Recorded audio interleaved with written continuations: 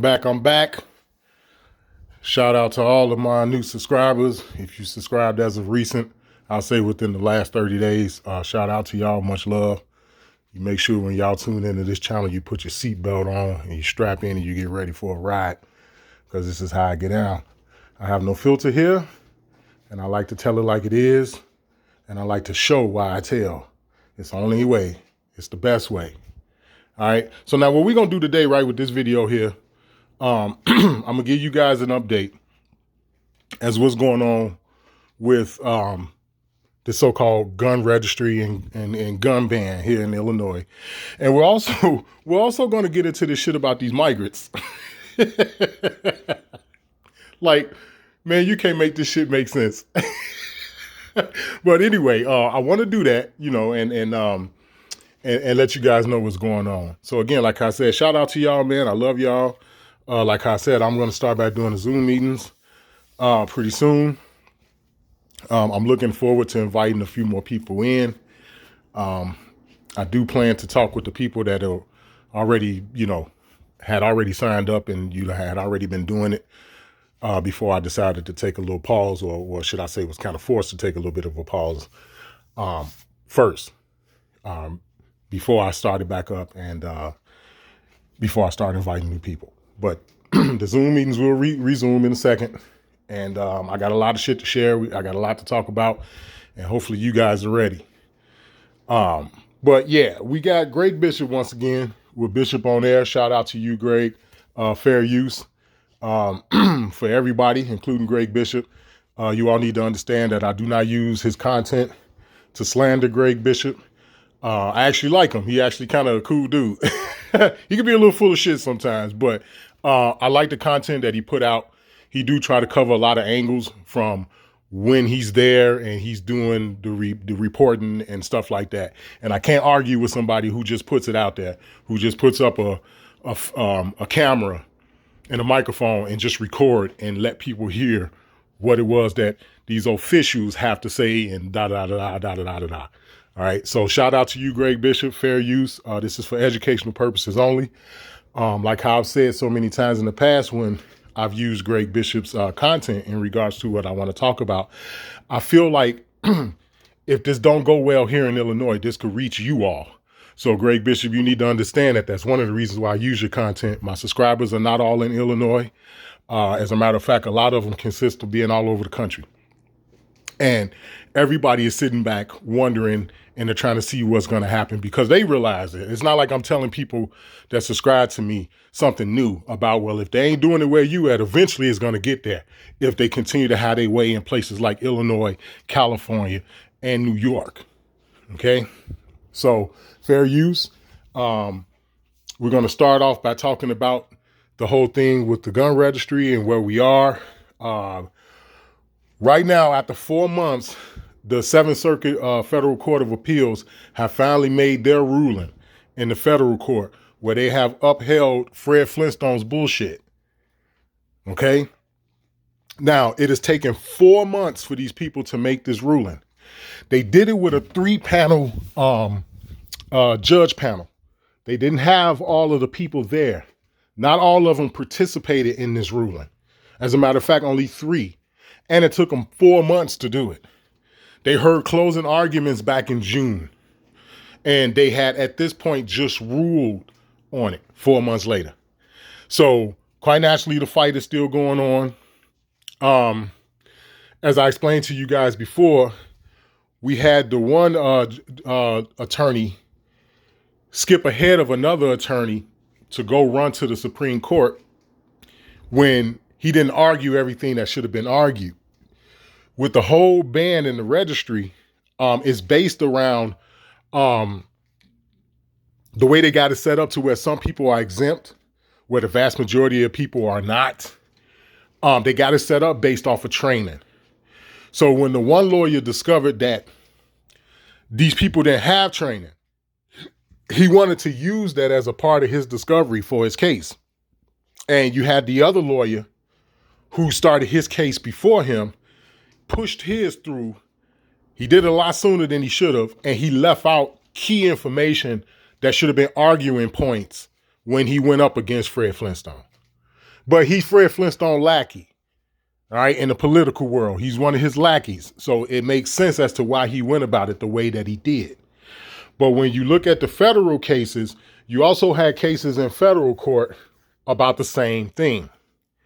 So this is getting you to the part where I just said they had just ruled at this point, which you can see on the screen. This is a video from 2 weeks ago. Quite naturally, I haven't been on here for a while.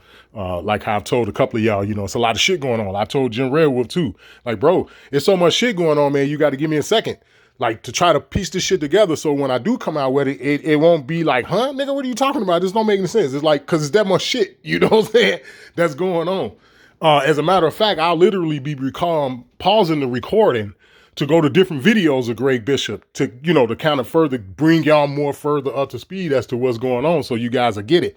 Because it's a lot of stuff that's going on here. The migrant shit, the whole thing with the 170 some firearms that they banned, because it ain't just the AR and the AK platforms. That's 2 of like 175 firearms that they've banned. They want to send little girls in the bathroom with grown ass men here in public bathrooms and shit. They want to take the urinals out of the bathrooms and all. It's a lot of shit, man, that's going on. A lot of stuff. All right. Taxes and just, man, anyway. But anyway, so I want to try to be thorough with this video in terms of so you guys see what it is that they're doing. So let me start off real quick and let Greg Bishop do his thing, and then periodically I'll be chiming in with my commentary. This won't be a video pretty much where you're going to have to really look at it. So if you out and about, or if you like in the crib cleaning up or whatever, you can just let your computer play or your phone play or whatever, because I won't be pretty much showing you something that you got to look at. It'll be more so stuff that you need to hear. But this ain't going to be no 10 or 15 minute video, because you guys need to see what these people are doing. These people are fucked up. And that's the main reason for why I'm going to do the best I can with trying to put this video together, so you guys can see just how fucked up these people are. They some fucking weirdos. All right, excuse my language, but y'all know how I am. They some weirdos, man. It ain't my fault these fucking people are weird, man, and they crazy and psychopaths. It ain't my fault, man. But anyway, let me go ahead and get started so you guys can get into it. What I would say is I can never advise anyone to break the law, because I never would. I don't want anyone to get in trouble. What I would say, though, is we do expect to have our preliminary injunction filed soon.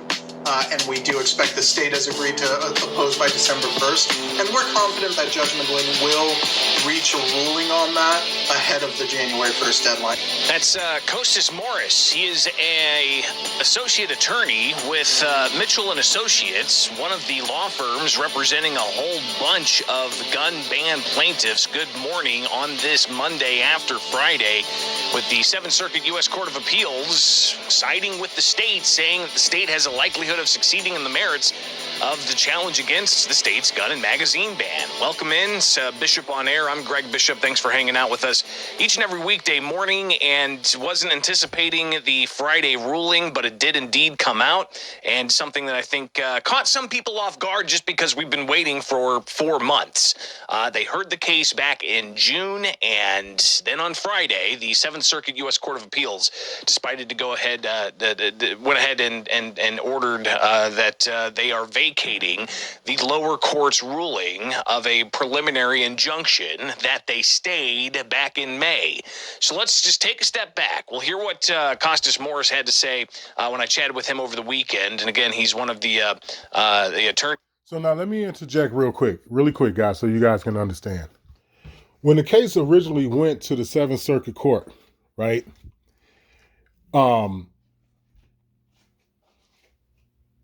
The federal judge, no, I'm sorry. Was it the 7th Circuit Court? The 7th Circuit Court, that's here in Chicago. That's the Dirksen Federal Building.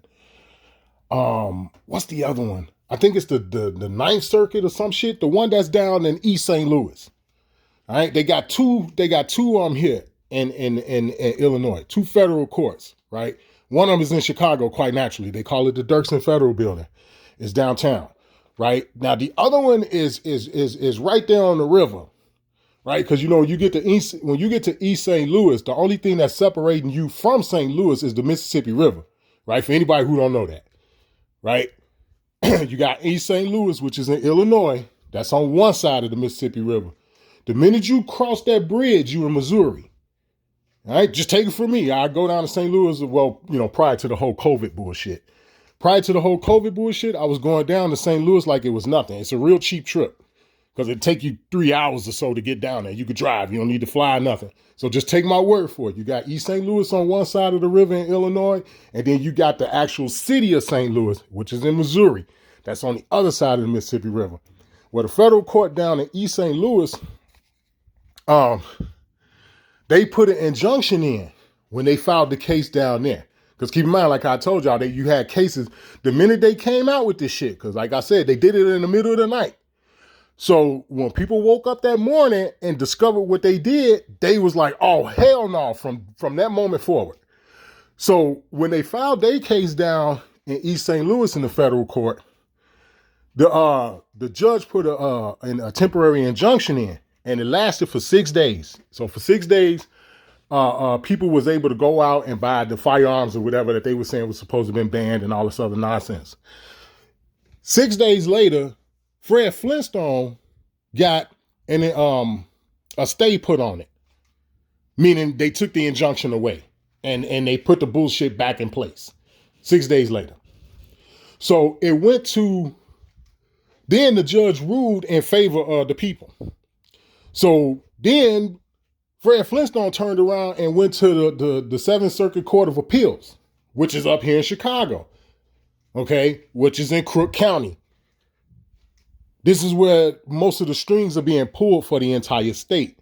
This is another reason for why I'm saying you guys who in other states, y'all got to pay attention to that kind of shit, because they'll use that or something similar to that where you are. Well, what you talking about, Lone Wolf? They try to blame everything on Chicago because Chicago houses the most people in the whole state. Cook County is the largest county in the whole state. They use Chicago by keeping it a Democratic city, and they literally play motherfucking ping pong with each other, back and forth. Talking about Springfield and Chicago, back and forth. And this is how they do their politics here. They ignore the 3-time readings rule, where the shit got to be read 3 times. Well, they violated that. That's a breach of the Constitution. The shit should have been over with from that alone. They violated the 3 readings rule, where before you could pass legislation, that shit got to be read 3 times. It has to be read 3 times. Well, if you pass it in the middle of the night, I think you kind of went over the whole thing about having to read the shit 3 times. You pass it in the middle of the night. That's not the same thing. That's the complete opposite. So now, when the shit go to the Seventh Circuit Court of Appeals, this is where we are now. And this is what Greg Bishop is talking about. So I just wanted to put that out there real quick so you guys can understand. I'm trying to be detail orientated so you all will know and understand what's going on. He's representing plaintiffs in the gun and magazine ban case. And we'll also hear from Costas about the ongoing litigation in the Southern District. So just take a step back here. All right, how did we get to this point? January 10th, Governor J.B. Pritzker here in Illinois enacts a ban on 170-plus semi-automatic rifles, shotguns, and pistols, and bans on magazines of capacity of 10 or more more than 10 for rifles and more than 15 for handguns. So that was enacted on January. So again, as y'all heard me tell you, it's not just about AR platforms and AK platforms. Now that's what y'all are hearing on the news. Now, y'all may watch the news or you may watch CNBC or something, and they may give you a little bit of a snippet about some legislation or some bullshit that's going on here. But they only talk about like the AR-15s or like an AK-47 or an SK or something like that, which is basically an AK platform. They don't talk to you about the other 170-something plus joints that's on that. Pistols, shotguns. As far as like shotguns, it's hilarious what they've done because they've reduced you down to granny. With the shotguns, you remember Granny from the Beverly Hillbillies and shit? Straight up, they didn't reduce you down to granny. Like, if you ain't up in a fucking shotgun like Granny used to up on the Beverly Hillbillies, you can't have it. Like, it's fucking hilarious what they doing with motherfuckers. Because even like with ordinary shotguns, they trying to come out the motherfuckers because of the grips and all that shit. Like, they literally... like, the shit's crazy, man. I'm telling you, man, we talking about a shotgun. Straight up, man. It better not have no magazine fed. It better not be no magazine fed shotgun, you know, like with a magazine or a drum or something. You gotta register that shit, man. Overnight now, you a fucking criminal. All these years, motherfuckers been buying shotguns with detachable magazines. They've been out for a while now.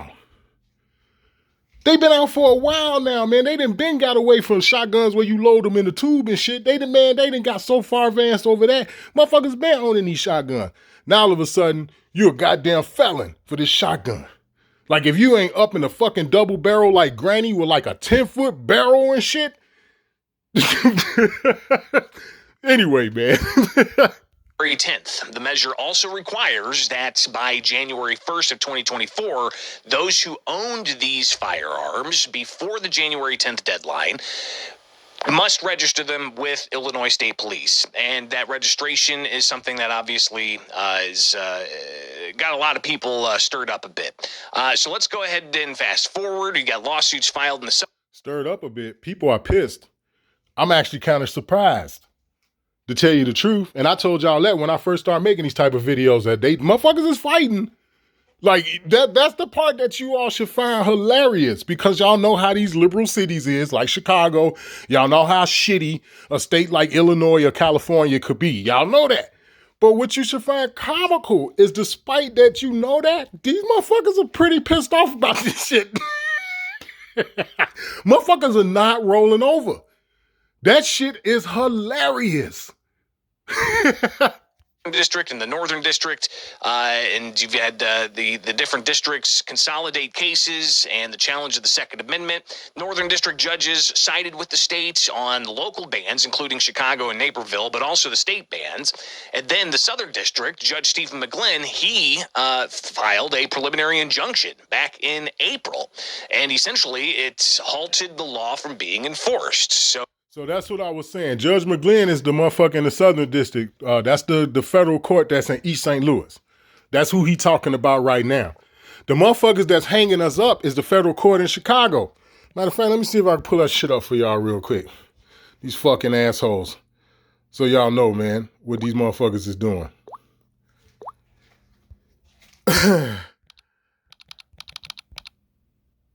Dirksen Federal Building. Here's this motherfucker. Uh-oh. My bad, y'all. And it's actually spelled D-I-R. Hold on. Come on. Come on. These motherfuckers right here is the motherfuckers that's got us jammed up. These motherfuckers right here. 219 South Dearborn, Chicago, Illinois, 60604, which is downtown. These are the motherfuckers that's got us hemmed up.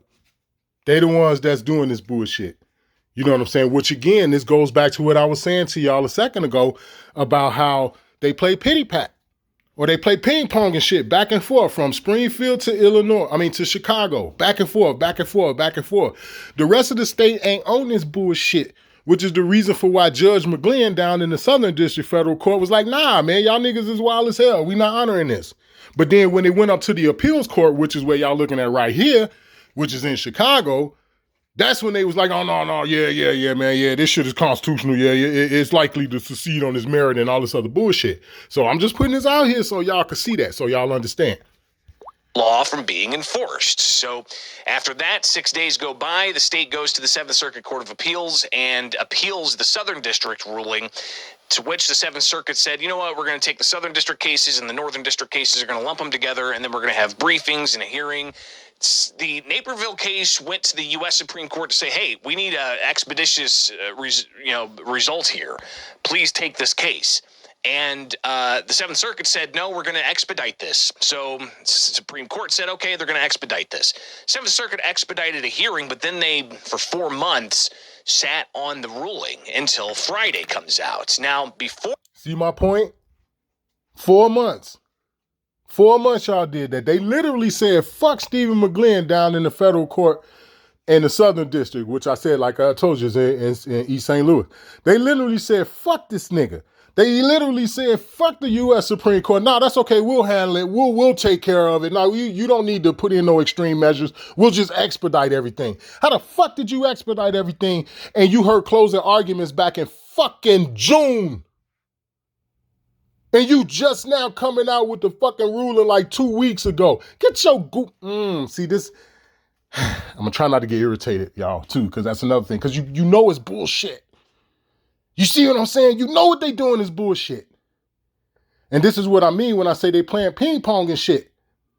Back and forth. It's either coming out of Springfield, which is where all of the Democrats is, or it's coming out of Chicago, which is where all of the Democrats is. It's back and forth, back and forth, back and forth. Nobody else within the state get to control anything. They don't get to have a say in anything. They get overrun and overruled with anything that they try to fucking say. Which is the reason for why they did the federal judge down in the southern districts. That's why they did that shit. It's like, no, you don't get the right to say shit. Shut up. But anyway, let me calm down.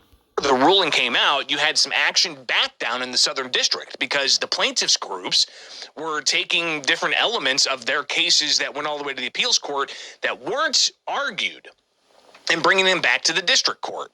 All right, so you had Thomas Magg. Back in October, he brought the vagueness question. That was heard. We're waiting for Judge Stephen McGlynn, who had previously issued a preliminary injunction in the Second Amendment question. We're waiting for Judge Stephen McGlynn to issue some kind of ruling on the vagueness question. But then you had the federal firearms licensees of Illinois bring their challenge, and they're wanting to amend their complaint to essentially say you have to, block the January 1st deadline. And there's irreparable harm that's possible. There's no due process, and a variety of other arguments. So they were allowed back in the Southern District to amend their... Talk about due process, guys. When you fill out the goddamn form to register whatever it is you got a sign it saying that you're doing it voluntarily. Like, somebody just help. Look, if I'm wrong, if you got something intelligent to say, drop down in the comment section and let me know. Right? Just let me know, because I'm having a hard time understanding this. Talk about fucking due process. Due process, that's not... that's putting it mildly is what I'm saying. How the fuck does due process even apply to something where you being forced to do something, but you got a sign it saying you doing it voluntarily? Get the fuck out of here with this stupid shit. I started the video by telling y'all these motherfuckers are psychos. They fucking retarded. I started it off by telling y'all that. How is that not some retarded ass fucking shit? Continue. Complaints, and they were set to file a preliminary injunction motion on Friday when all of a sudden you get that ruling. So from Mitchell and Associates, here's Associate Attorney Costas Morris, who you may follow on Twitter. I connected with him over the weekend, and we talked about really just his initial reaction to all of this. Costas Morris, I represent Federal Firearms Licensee of Illinois, Gun Save Life, Gun Owners of America, Gun Owners Foundation, and Piazza Armory. Support them all. Now, as to the appellate ruling yesterday, it was disappointing but not surprising. So once we found out the panel included Judge Easterbrook, who was reversed in McDonald and wrote the Friedman opinion, I believe, we knew it was going to be an uphill battle. And although he didn't write this appellate ruling, it was actually Judge Woods. You can see Judge Easterbrook's fingerprints all over it. And what they did was kind of shocking, because even the lower courts that upheld the law said Friedman, the last ruling on this topic before Bruin, was no longer good law in light of Bruin and had to be reanalyzed. But this appellate ruling said, actually, no, Friedman's still good law, and they just simply seem to reaffirm that. And perhaps the most stunning thing they concluded was that rifles are not arms under the Second Amendment because, the banned rifles, I mean, because the military uses them. And that standard has never made its way into any Supreme Court precedent or, frankly, any other case I've seen. Even anti-Second Amendment rulings have not concluded. Not only that, not only is there no case law on it, because that's what he's saying, essentially. There's no type of case law, any type of precedent in a court of so-called law that outlines anything that the military have, nobody else can have. Okay? Haven't the military used standard shit like 45 ACP at one time? Haven't the fucking military used like 9mm at some point in time? Or some sort of SIG or something? So what if they just decide to stand up and say tomorrow all fucking 9mm handguns or like, for example, whatever the standard caliber is now, handguns that they sidearm, that they use in the Marines or whatever. So what if they just stood up right now and just said, whatever the caliber is, because I'm not 100% sure, right? 9mm, 40 ACP, 45 ACP, whatever, right? I don't know what they're using in the Marines right now, right? But whatever the fuck it is, man, whatever their sidearm is, what if they just jumped up one motherfucking day and just said, well, the Marines been using this sidearm for a few years now. Now they're banned. You can't have them anywhere in America. Why? Because the Marines use them. What fucking sense does that make? Who in the fuck are you to tell me that I can't have something, but this cocksucker over here can? See, this is that part when you get into it's a damn shame our people don't know who the fuck they are. This is what happens. When parents go on vacation and they leave a 14, 15, 16-year-old son and daughter at home by themselves. This is what happens. But anyway, I'm going to keep it moving. That much. What they typically say is certain weapons that are only useful to the military, maybe your Stinger missiles, ordnance, things like that, are not covered as bearable arms that are in common use by citizens, so they're not protected by the Second Amendment. But nobody's ever said they aren't arms under the Second Amendment. It's just that the historical tradition allows you to restrict dangerous and unusual weapons. And even that is some bullshit. Even that is some fucking bullshit.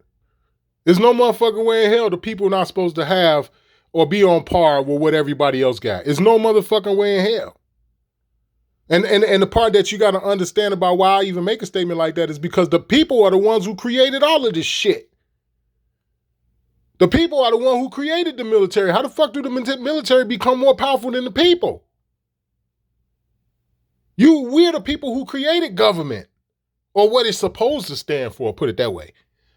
The people are the ones who created that. How in the fuck does this shit turn around and become more powerful than the people? Somebody drop down in the comment section and explain that shit to me. Absurdity in this approach is apparent, but I think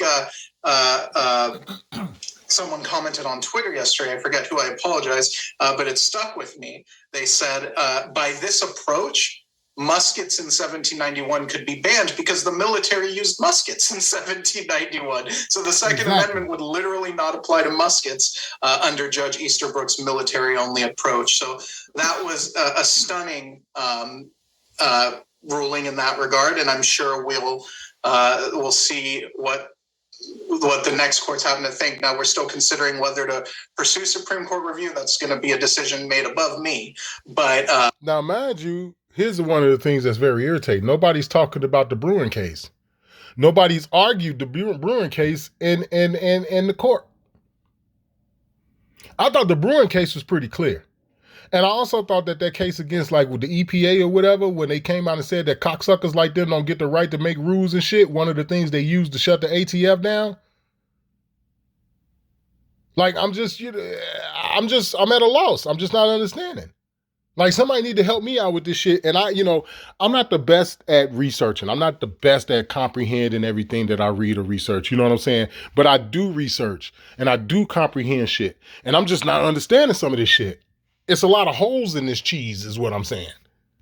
That's certainly something that I think the Supreme Court will have to deal with eventually, be it now or after a final judgment. So again, a conversation I had with Costas Morris over the weekend, and those next steps are very much a question that people want to know. What's going to happen here? He mentioned the U.S. Supreme Court. You do have some of the statements that were released over the weekend from the Illinois State Rifle Association in particular. Let's check out what they had to say, because they went on to say that they are going to take this to the U.S. Supreme Court. They said it's always been and is our intent to take our case, and this is a separate plaintiffs group than the FFL of Illinois. The Illinois State Rifle Association says they do intend to take the case to the U.S. Supreme Court, where they say we believe we can get a favorable ruling for law-abiding gun owners in Illinois. We will continue to stand up for the Second Amendment and Illinois law-abiding gun owners and against our anti-gun Governor Pritzker in General Assembly. We will be working with our attorney to take the appeal to the U.S. Supreme Court. Federal Firearms Policy Council, they went on to say on Twitter that there's still more to be learned about the case as it moves forward, leaving the door open for victory. They say that they're reviewing their options and they plan to respond accordingly. But again, when talking with Costas Morris, the U.S. Supreme Court obviously is one option.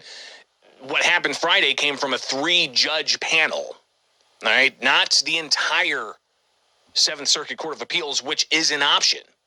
That's en banc. Or they can take the question on the merits back to the Southern District. Because here's the key here. This was just on the preliminary injunction, and this was something that was made clear in the appeals court's majority opinion. They essentially said the state of Illinois, in the litigation lies at the heart of the case, has decided to regulate assault weapons and high-capacity magazines, a decision that is valid only if the regulated weapons lie in the military side of that line and thus are not within a class of arms protected by the Second Amendment.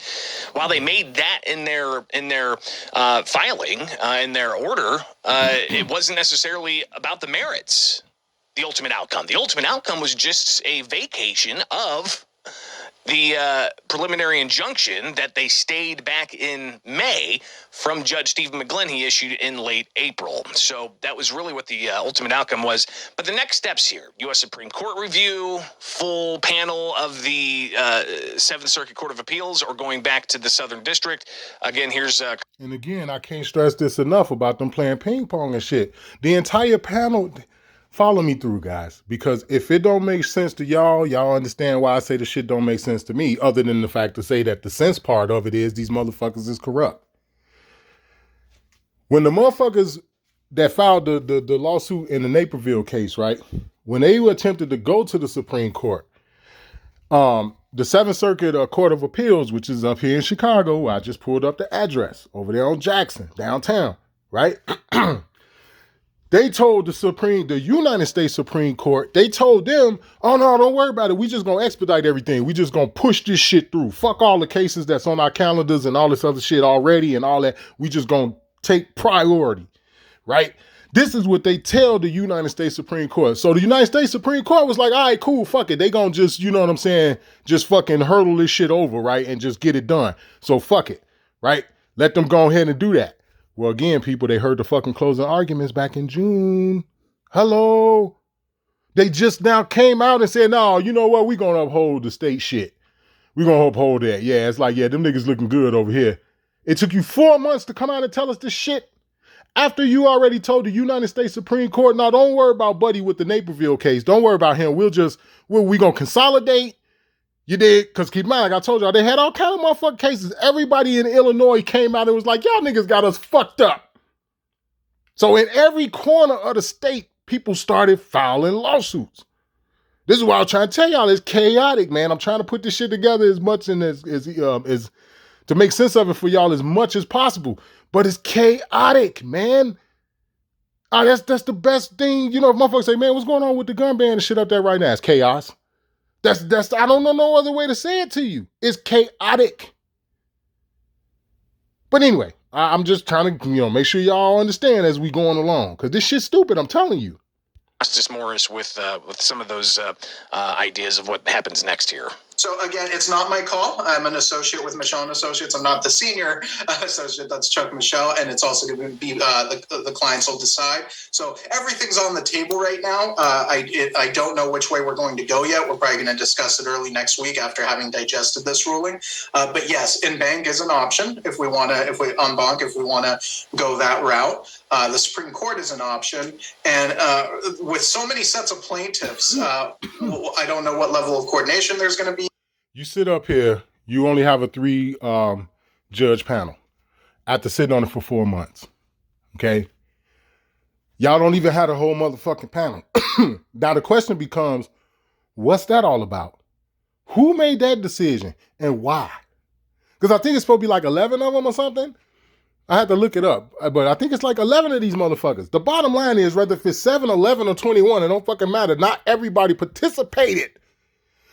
And you motherfuckers sat on this shit for 4 months before you came out and said, no, the state is good. Fred Flintstone, he decent, man. He good. It's like, come on, man. You know what I'm saying? Here's my thing. This is where the whole color of law shit come into play. The 18 USC, what is it? 241, 242, 1983, I think is another one with the color of law. This is where this shit come into play. This is the reason for why I go so hard, like in the Zoom meetings or even in my own fucking YouTube videos. This is why. Because they got all kind of shit in place that say you can't do this shit. But yet the people still sit back and just, you know what I'm saying? But anyway, continue. But maybe different groups will try different things. We'll see. Yeah. Well, another question I had for him was about, again, explaining what the ultimate outcome was from Friday's ruling, right? Was it preliminary injunction? Was it based on the merits of the case? Ultimately, what's an attorney's interpretation of what happened on Friday? Right. Well, to be clear, on a preliminary injunction, they are judging who they think is more likely to succeed. So they did do a Second Amendment analysis, kind of. I didn't think it was a very, faithful to Bruin analysis, but their conclusion was we believe it's much more likely than not that the government will succeed. However, they did leave the door open that with a more complete record after a judgment in McGlynn's courtroom or the other courtrooms as well, that could change. Following more development of the record.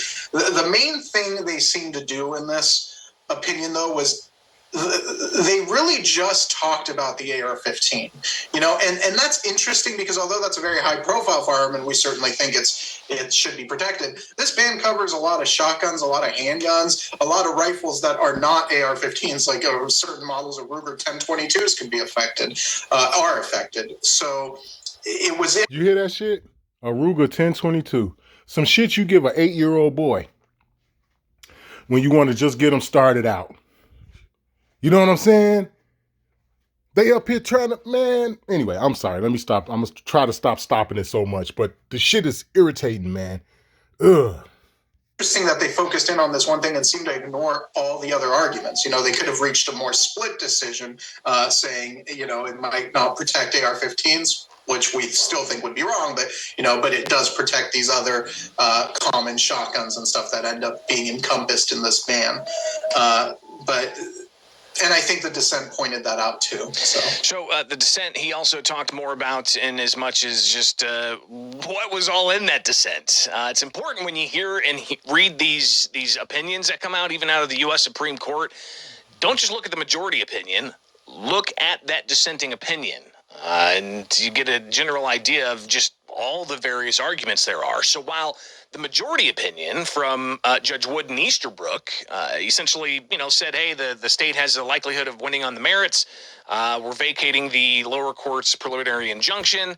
But the Second Amendment has limits, just all freedoms have limits, they say, and they go through and talk about military weapons and, the civilian weapons and so on. But what was the dissent's take on the case? He seemed to, yes, I think the dissent was longer than the majority opinion, actually, but I read it yesterday, and he seemed to be exasperated with a lot of these arguments, like the point about these not being arms is, frankly, as he saw too, ludicrous. No matter what you think about whether they should be protected by the Second Amendment under historical tradition, they are arms, because Heller defined arms as weapons of offense or armor of defense, or by another dictionary from the era, anything a man taketh into his arms to cast at or strike another. Oh my God! Okay. Anything. All right. So guys, give me 1 second. I'm gonna pause this real quick, and we're gonna move on to another segment. And we're going to just continue where we, I ain't going to say left off, but we're going to continue on with this discussion. Give me 1 second. Okay, guys, so I'm back. This is just another different segment in regards to what's going on here with this ridiculous so-called gun ban / registry, something that's coming to a state near you.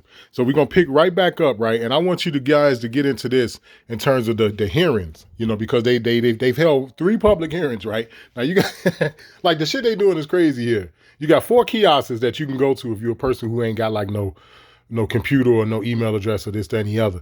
They held 3 public hearings across the entire damn state in regards to this. So right now they're talking about certain rules and regulations that they got in terms of the whole registration and questions, about what about this and that and the other. But anyway, listen to this psychotic shit. Because again, like I said, it's chaos. If you ask me, it's that old ass Masonic ass mantra of order out of chaos. Same people, excuse me, the same people that create the chaos is the ones that come in with the order. But anyway, listen to this. Highlights of yesterday's final hearing down in Caseyville, where residents of Illinois asked questions about the state's gun ban registry, and a lot of good important questions. And we even are hearing from some of the former state lawmakers who are saying that JCAR, which meets today, needs to suspend these rules. So where are we at in this process? We, of course, January 10th, you had the governor enact the Protect Illinois Communities Act, which banned the sale and possession of certain semi-automatic firearms, rifles like AR-15s, AK-47s, certain types of shotguns, certain types of handguns, and even magazines with more than 10 rounds for rifles and more than 15 rounds for handguns. And there's a registration component. That registration component opened up on October 1st. And now I want to also make note of this. Nobody cared when it only affected Chicago. Just point out a little hypocrisy too. You know what I'm saying? Nobody cared. Well, what do you mean, Lone Wolf? This kind of shit has already been in effect for Chicago. Like, you couldn't have no AR-15s. I told y'all that, man, when they took down my first video. I mean, my first channel. I told y'all, man, when they tore up the city with that George Floyd shit, you have motherfucking Middle Eastern motherfuckers on the roof of a cell phone store inside this little shopping center structure thing directly across the street from Farrakhan's mosque. They had ARs and shit. Fuck y'all doing with that in Chicago, bruh? Oh, now all of a sudden that shit legal now, huh? Yeah. I told y'all that. That shit was on my original channel, man. That the one they took down. Straight up. When they tore up the fucking city, man, these were some Middle Eastern foreigner motherfuckers. Over on 74th and Stony Island. You know what I'm saying? But nobody gave a fuck when it was only Chicago. They been had bans in place like this. You can't have no hollow points. Straight up, they'll lock your ass up for having hollow points in Chicago. You need a firearm owner identification card just to buy a fucking air rifle if it's chambered in .22 caliber or bigger. Straight up. Like, nobody cared, though, when it was in Chicago, because all that shit been in place. The whole shit with no ARs, and I think you can't have nothing over 10 rounds in Chicago. Cook County is a little bit different. I think it's 15 in Cook County. But in Chicago, it's 10 rounds. You can't have no motherfucking expanding projectiles in Chicago. You couldn't have no fucking 50 caliber rounds and shit. All that shit already been in place in Chicago. But anyway. We've seen now 5 weeks in, and the total number of registrations, and if you go to the Illinois State Police website, you can see this yourself. They just updated that last night, and you've got around 2,900 or so that have registered their firearms, and you can pull this up yourself, take a look at it, and you'll see that indeed the registration totals 2,906. And that's only of around 200 or 2.4 million people. That's only around 1.2%. Let me rephrase that. That's only 0.12%.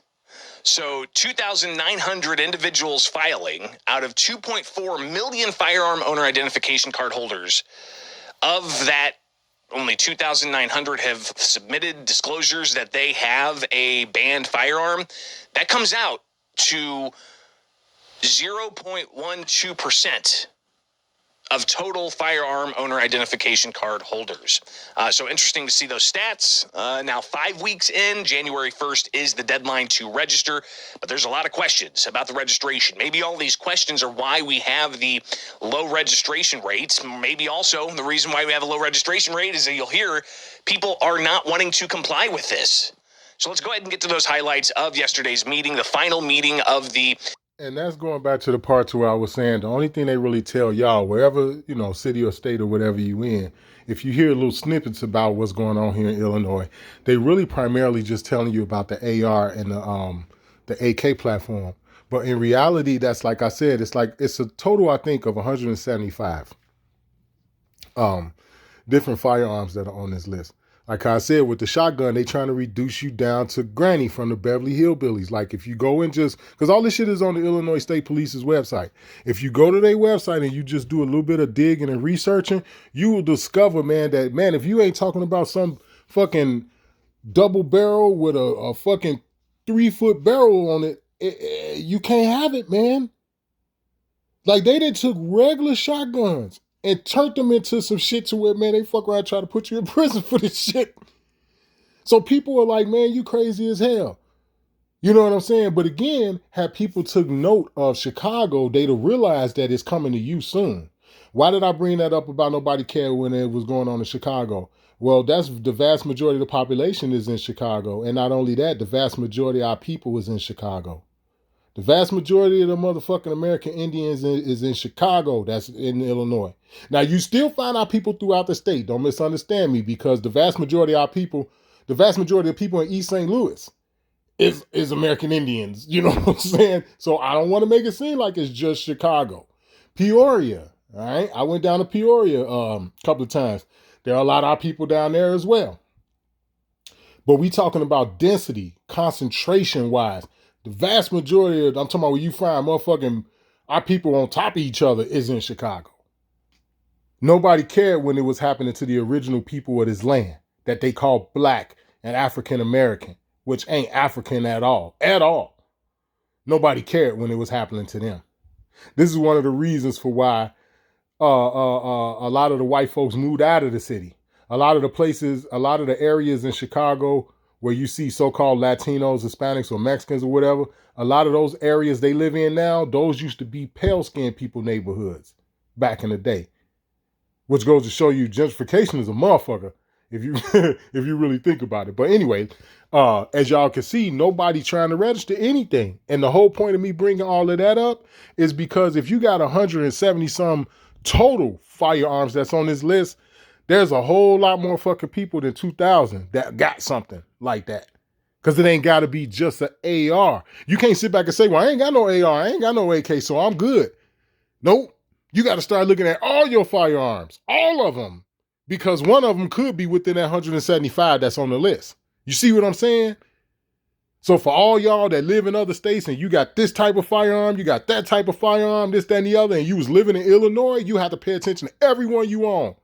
Imagine if you own, here it is, you own 25 firearms, right? I'm just saying, combination of pistols, rifles, you know, whatever, etc. Let's say you own like 20, 25 of them. Hell, 3/4 of them you probably can't have here. and you know, that's per charge. Y'all do know that. That's what they own, per firearm. Each firearm is a charge.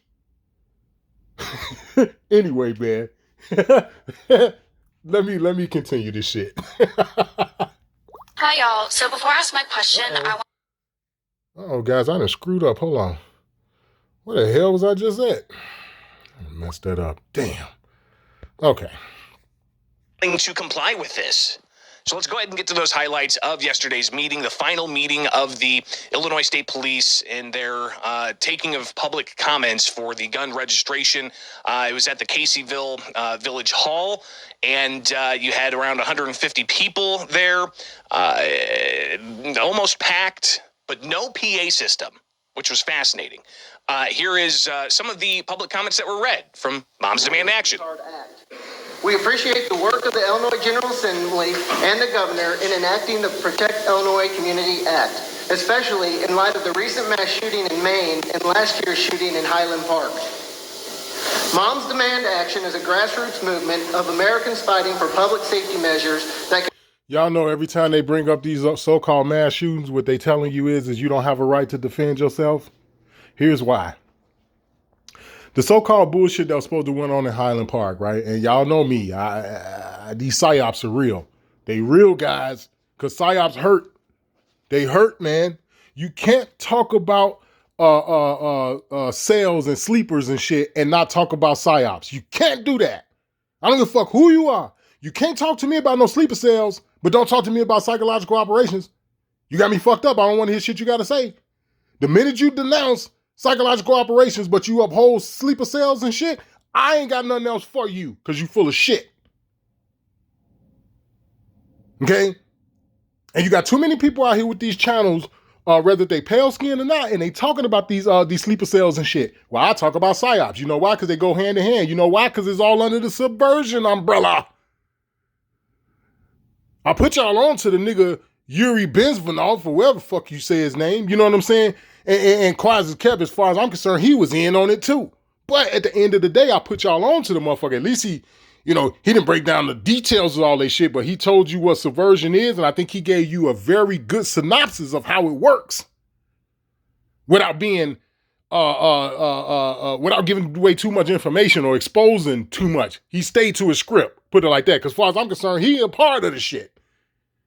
But at the end of the day, subversion is real. That's where you get your sleeper cells from. This is where you get your motherfucking psychological operations. So I'm just saying, when they came to a motherfucker with that shit in Highland Park, here's what a motherfucker don't pay no attention to. If people were allowed to defend themselves, chances are people would have been armed at that parade. How would he have been able to shoot all these motherfucking people before somebody took a shot and took him down? And this goes for anywhere else where they was talking about the mass shootings. The same thing with in Maine. The same fucking thing. What kind of laws do they got up there? Are you allowed to conceal carry? Do they believe in the fucking constitutional carry and all this other shit? These are the questions that come into play.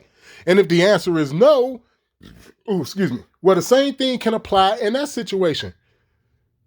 If everybody in the grocery store, if 20% of them or 25% of them were strapped, then that number would have been a lot lower than would he have been able to so-called take out, which I don't believe the shit go down the way that it say. I personally believe it'd be some other shit that's going on with it. But we just gonna play devil's advocate, and we gonna play the game the way they gave it to you in Highland Park, Illinois, and the way they gave it to you, that bullshit that was supposed to happen in Maine. We just gonna play devil's advocate.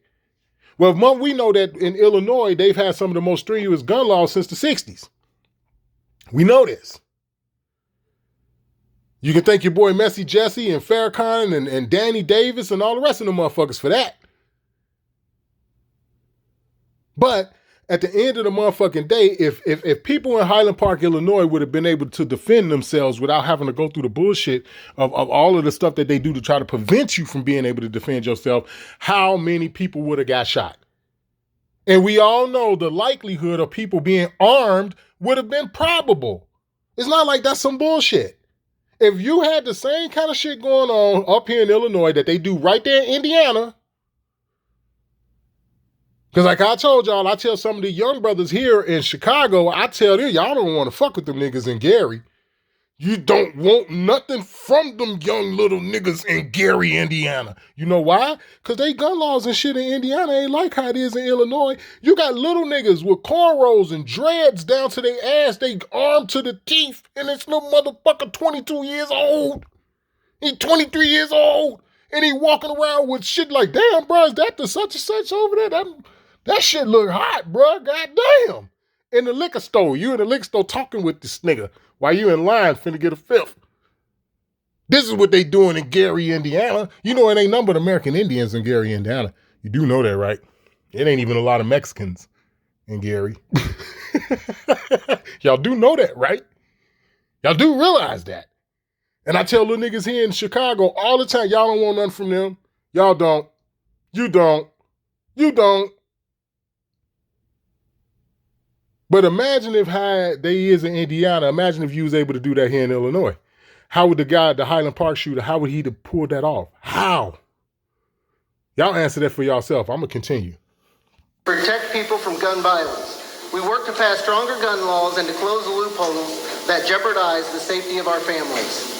The Metro East group of the Illinois Moms Demand chapter encompasses East St. Louis and areas to the northeast in the metro area. How will this law be enforced? Law enforcement agencies, including the ISP, are charged with enforcing the Protect Illinois Communities Act throughout the state.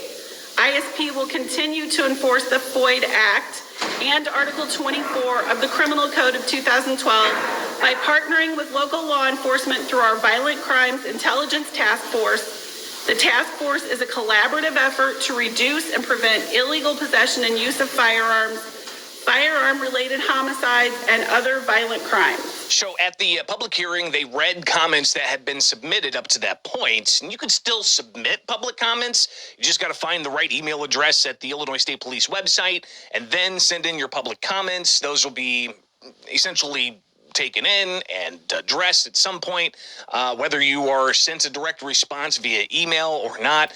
Not too sure how that's going to work, but you have until November 20th to submit written comments on the emergency rules that Illinois State Police filed.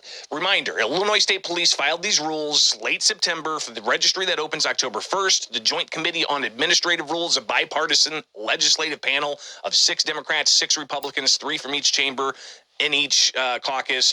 They oversee these rules, and they could vote to suspend these rules. Last month, they didn't do that. They tried objecting to the rules, which could help in court cases, but they instead just decided to approve a motion recommending these 3 public hearings. We had one in Springfield on Thursday, we had one in Chicago on Friday, and then you had the public comments that were made down in Southern Illinois in Caseyville in the Metro East area. Here is Ed Sullivan. He was among those providing public comments yesterday in Caseyville. A security personnel armed with an FCC, firearms control card, they own their firearms. It's no different than a plumber or a mechanic, that their firearm is their tool in what they do. So the question I have is, if they are off duty but still in possession of the firearms, are they in violation? So their employer does not present them with the firearm. It's theirs. And so that's the first question. Second question, are they in violation if they use these firearms to train? So obviously, if you are an employee that your livelihood depends on you being able to operate a firearm properly and under the right circumstances, you should be training weekly.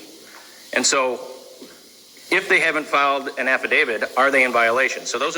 Now, this is that part I was explaining to you all about how the one lawyer jumped ahead of the lawyer, Thomas DeVore, and he went and pled his case, and he didn't bring up certain things like this in his arguments, whereas Thomas DeVore was going to, because it goes back to the equal protection. Like, see, like what they doing is so corrupt that you could literally tear this apart. If you got any half a brain in regards to how the legal system works, you understand who you are as the indigenous man or woman of this land and this, that, and the other.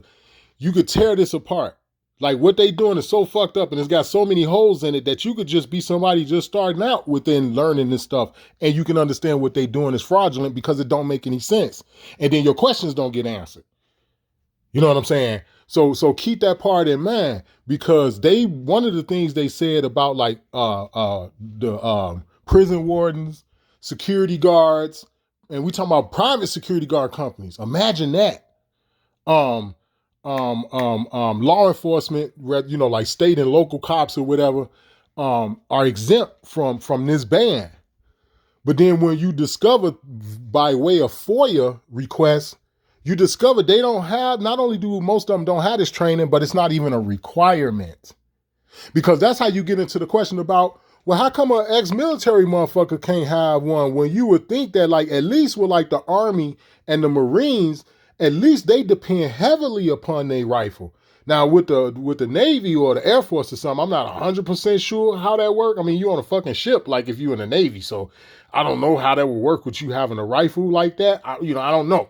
But I know, like with the Marines or the Army, I could kind of understand how they will rely upon they rifle very heavily in what it is that they do. So why is it somebody like the people in the military, why they not exempt from part of this? Like, you could be a motherfucker that was in the military and you not no more. You was honorably discharged and this, that, and the other and blah, blah, blah. Right? If you move to Illinois, you will be required to fucking register these firearms or risk being a felon. Period. They don't give a fuck that you was in the military. They don't give a fuck that you got training on the AR platform. And I'm talking to a motherfucker that was in the military that was honorably discharged. Like, you get in, you got out, wasn't no problems or nothing. You know what I'm saying? They don't care. They don't give a fuck.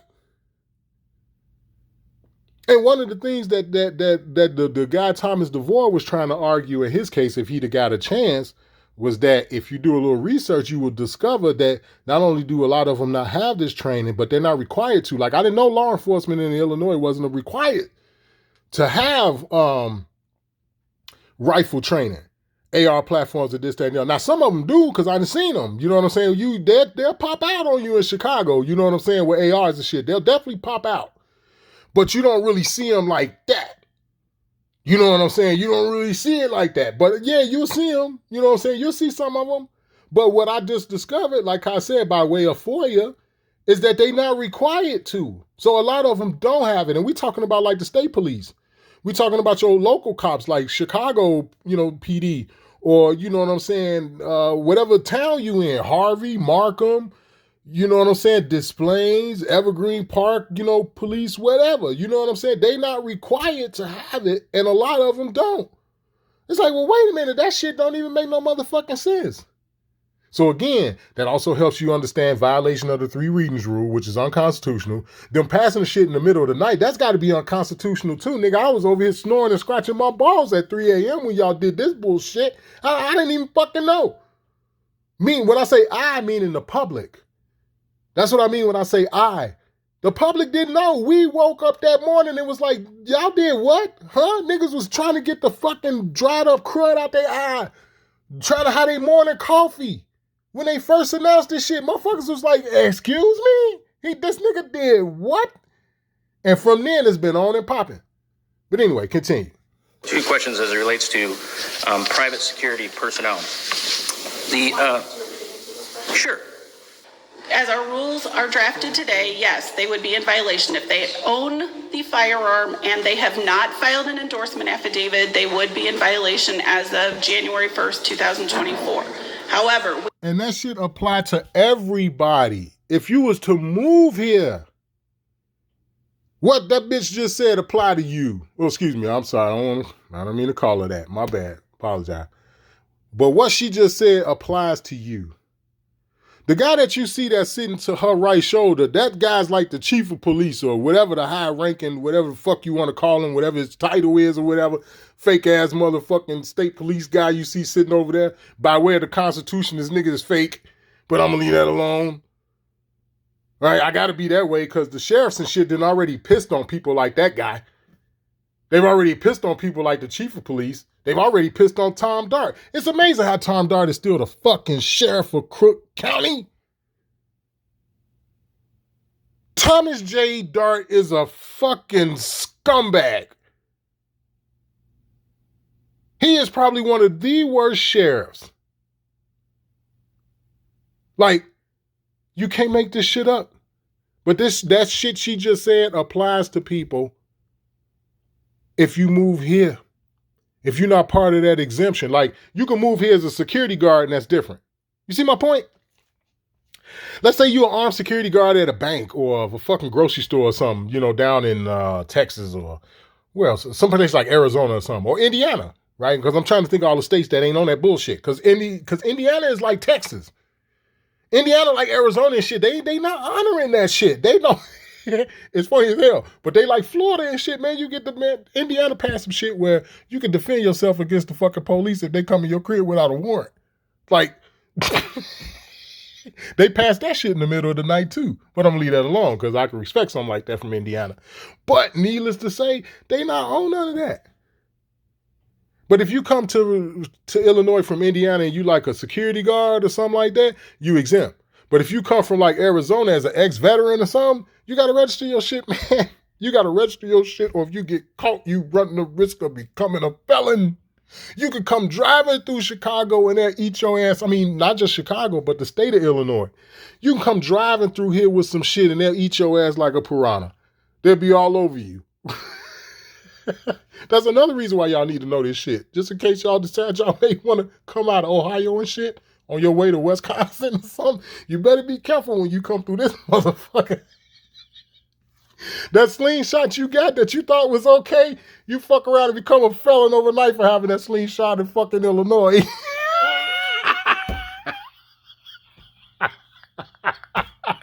But anyway, let me stop, man. Let me keep going because we ain't got to the migrant situation yet. I understand that this is a concern that has been raised regarding that interpretation, and we will be working with JCAR to further clarify the rule to the extent it is within our statutory authority to do so. At this point, we do not have proposed language that would address that concern. So if someone in the industry proposed language and to try and help you along, would that be possible? Absolutely. The public is welcome to submit suggestions with respect to our rules during the public comment process. There is a public comment portal, and you are free to submit questions, proposed language, anything like that that you think would help with this process. Okay, well, I appreciate that. I don't know why anybody would comply with this act. I have no idea. Why would you ever register a firearm with government? But there will be people that will, and that's fine. I respect that. But these rules have to be clear enough so people don't become criminals by no fault of their own. So I thank you for your time. We did make a note. Now, my argument about that no fault of your own is because, keep in mind, people, it's not just the AR and AK platforms. That's only 2 of like 175 other firearms. You could be, that's what I meant when I just said a second ago about that slingshot. And I didn't mean a slingshot for real. Y'all know what I meant. You know what I'm saying? Just that regular fucking firearm that you just thought was okay and nothing wrong, fuck around, get you 10 years, man, because of the stupid shit they own. Well, they own that shit here and nowhere else. You go to Indiana and move there, you don't have this fucking problem. They're not doing this in Wisconsin and all this other stupid shit. They didn't already put shit in place in Missouri to keep this from happening. Down like in St. Louis and all that, where a lot of our people live. Now, they're trying to pass something like that in St. Louis, but I don't think it's holding up very well, if I'm not mistaken. Because right now, we got this old fake-ass melanated woman that's the mayor of St. Louis, if I'm not mistaken. I have to go back and do a little bit of my research. But a lot of these places are trying to do it now because they want to help pick up the steam, seeing that the shit is already going on here in Illinois. This is the reason why I come to people, and when I try to talk to them about it, I try to keep it real with people and let motherfuckers know you can end up one day one of them motherfuckers who ain't got this, that, and the other because you thought it was okay and you thought it was politically correct to be on this bullshit, and you look up one day and you have a cowboy boot up your ass. I'm just saying. The final example that you gave us, and we will endeavor to address that issue. We understand the concern, and we appreciate your time today. Great. Thank you. Thank you. So I want to make sure you kind of get a little bit of behind the scenes because while, yes, you could hear the questions from Ed Sullivan from the State Rifle Association and the response from Suzanne Bond, who's with Illinois State Police, that was because I had a separate microphone in front of Ed Sullivan, and I had a separate microphone in front of Suzanne Bond. The video, of course, I'm putting those two audios together so you can actually hear them instead of just cavernous audio, right? But people at the actual event could not hear, and that was made clear after Sullivan and his testimony and the questions that he asked. Can the people in the back of the room hear at all? No. Okay, we will do better to project if you... And that wasn't by coincidence, perhaps. Yeah, it's just coincidental. All right, because one of the other public hearing joints that they did, because like I told y'all, they did 3. They did one in Chicago and they did 2 other ones. This is one of the other 2. One of the other ones that they did, you couldn't get a flock of kittens up in here. It was so small. The place where they held the meeting. So here it is, one place where they held the meeting, you couldn't get very many people in there. And that's including the fucking legislative people that you wanted to fucking talk to. Like this fucking chick that's sitting up there next to the fucking guy that's with the Illinois State Police. She's the spokesperson for these motherfuckers. And the guy that was sitting next to her is like the fucking chief of the state police or some shit. Here it is, in the first joint you went to, couldn't nobody really attend. They held it inside like some shit no bigger than a garage. A fucking car garage. So you can't get nobody in this motherfucker.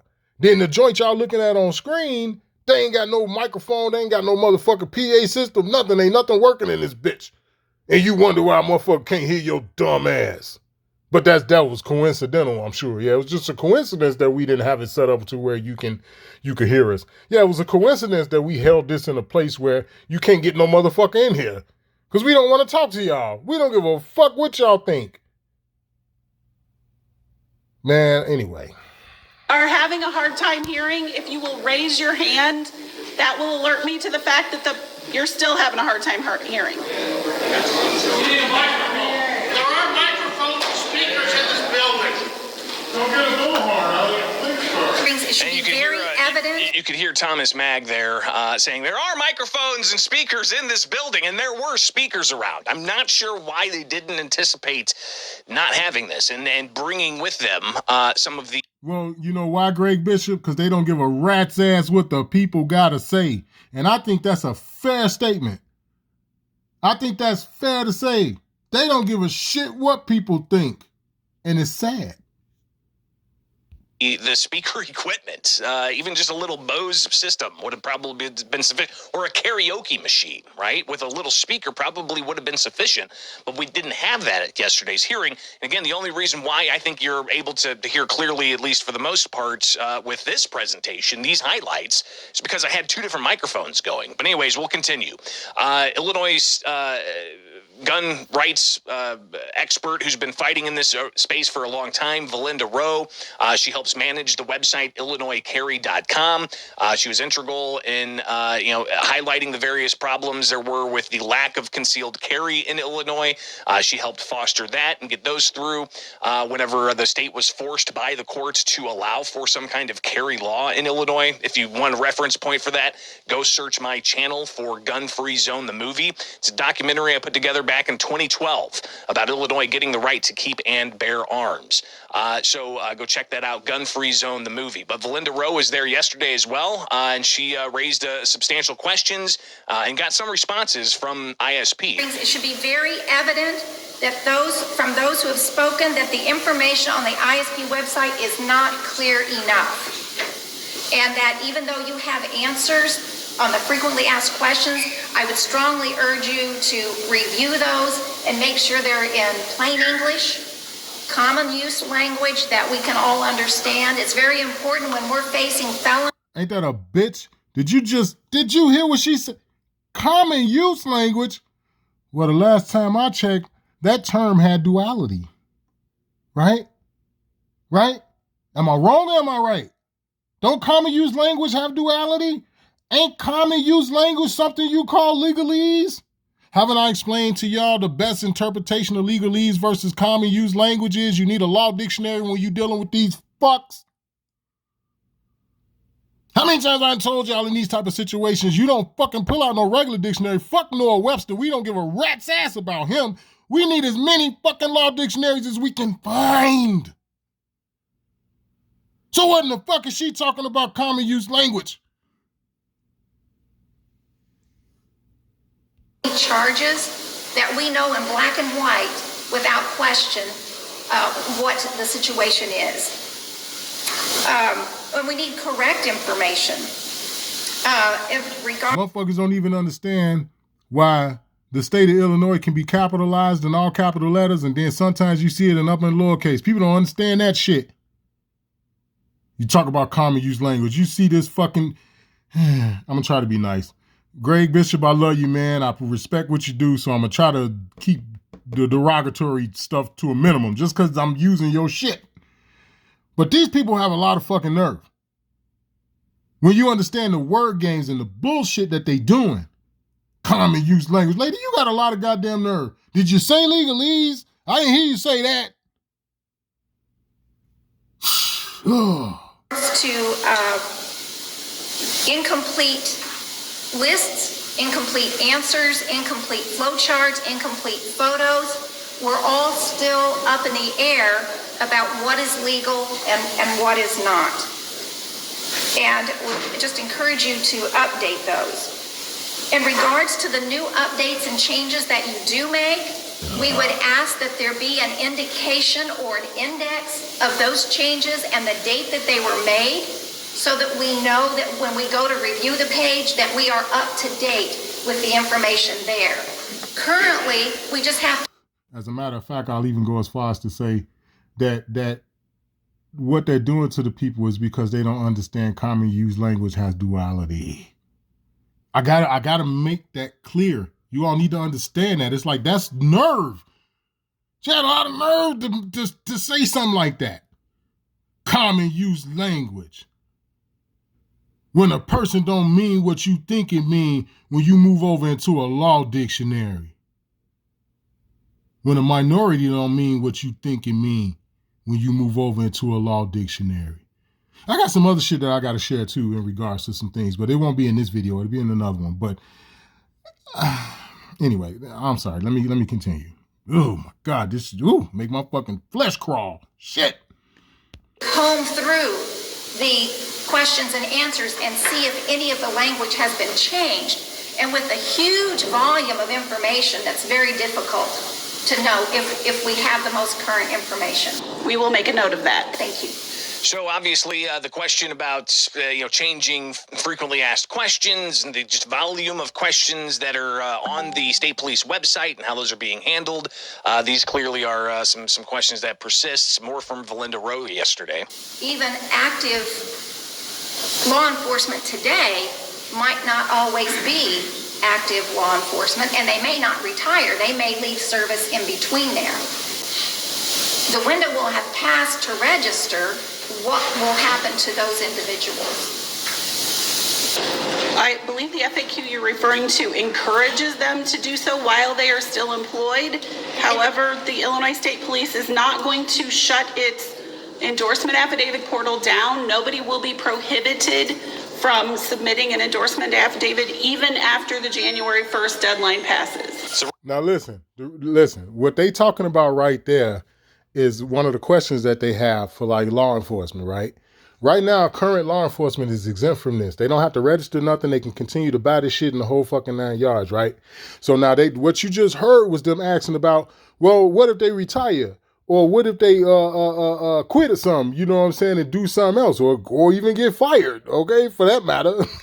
You dig? What about them?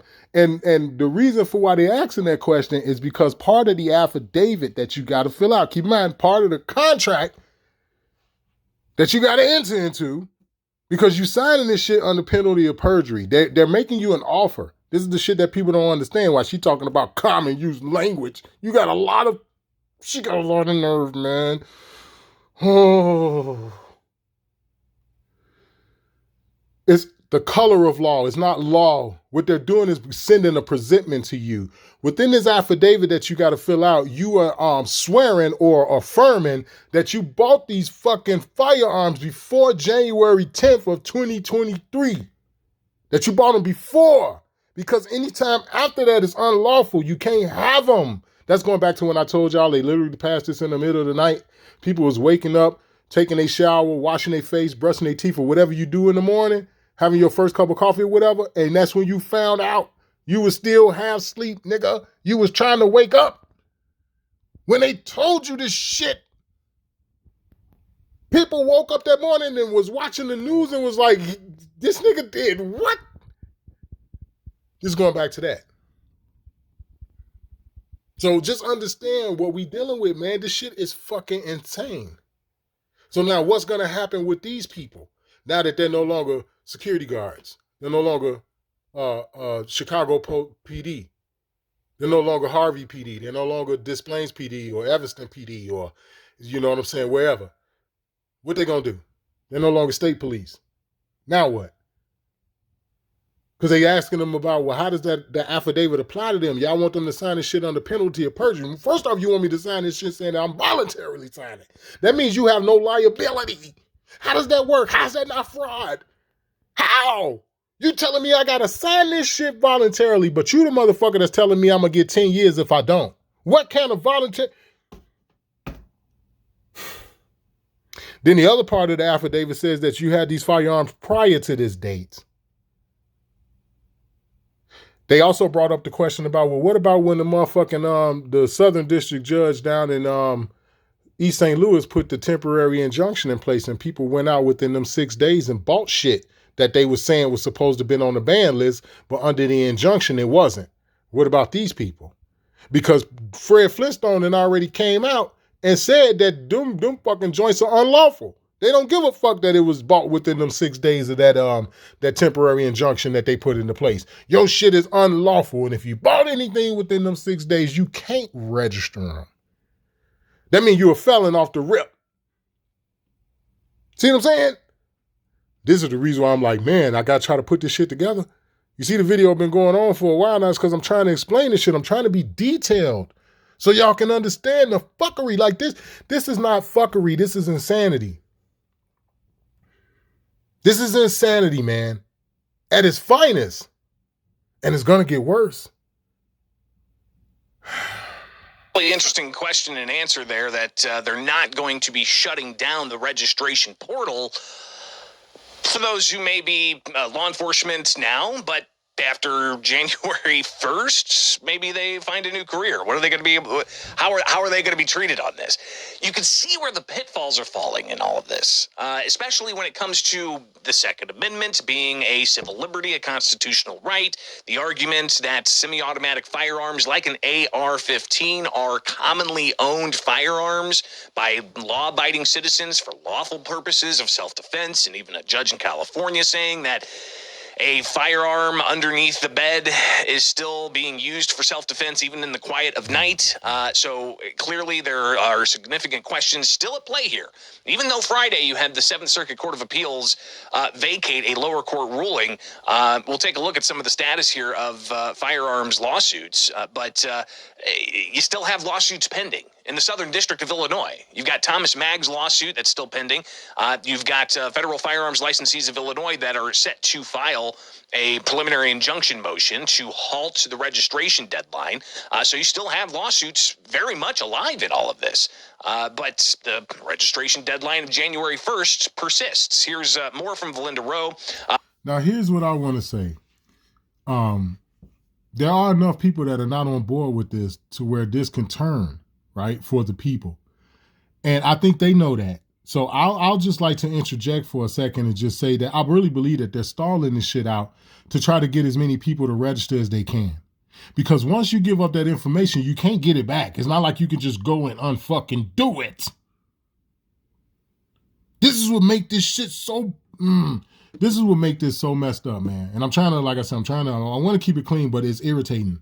You know what I'm saying? It's very, very irritating because when you see these type of things going on, it asks you, what the hell are the people doing? And again, that's going back to what I said about ain't nobody give a shit when it was only in Chicago. Nobody cared that they was using the scapegoat and all that. Chicago has been the scapegoat. Chicago and Indiana has been the scapegoat for the bullshit that they do with gun laws here in Chicago since they started this shit back in 68. Because that's back in the 60s was when you had to have a fucking firearm on an ID card. That's how long it's been around. Since the 60s. Look it up. And since that time, they blamed everything on Chicago and Indiana. Since that time. A lot of our people, right? A lot of indigenous brothers and sisters, they've left and went to Indiana for this very reason. Now, it's mighty funny that the crime ain't spiked and Indiana ain't completely fucked up when it come down to crime and just this, that, and the other, despite a lot of our people migrating to Indiana. That's mighty funny. I got all kind of relatives out there. And guess what? They ain't from there. Straight up. I'm trying to think too. I'm trying to go through all of my peoples because I got a lot of people in Indiana. A lot of them. And I'm trying to think. Yeah, because those are their kids and grandkids. Yeah, ain't none of them from Indiana. My brother ain't from there. Straight up. None of my cousins, none of their children and shit, they ain't from there. They all from Illinois. Particularly Chicago, but some of my relatives ain't from Chicago, but they from Illinois. Meaning they weren't born in Chicago. But yeah, and it's mighty funny, you know what I'm saying? You ain't hearing all kind of crazy shit going on in Indianapolis or any of these other little places that are out there in Illinois. It's mighty funny that they communities kind of got a handle on some shit when it come down to crime. And it's not to say that it don't happen, but you're not hearing about, here it is, they laxed in gun laws and you ain't hearing about a bunch of crazy shit. But yeah, here in Illinois, they real fucked over gun laws and yeah, but this is where all the crime's supposed to be going on at. Just make it make sense, man. Asking questions about language and how important language is when it comes to people possibly facing felony. It ain't just language, or excuse me, the language is legalese. Let me just put it like that. Why don't you tell them that it is a specific language and it's called legalese?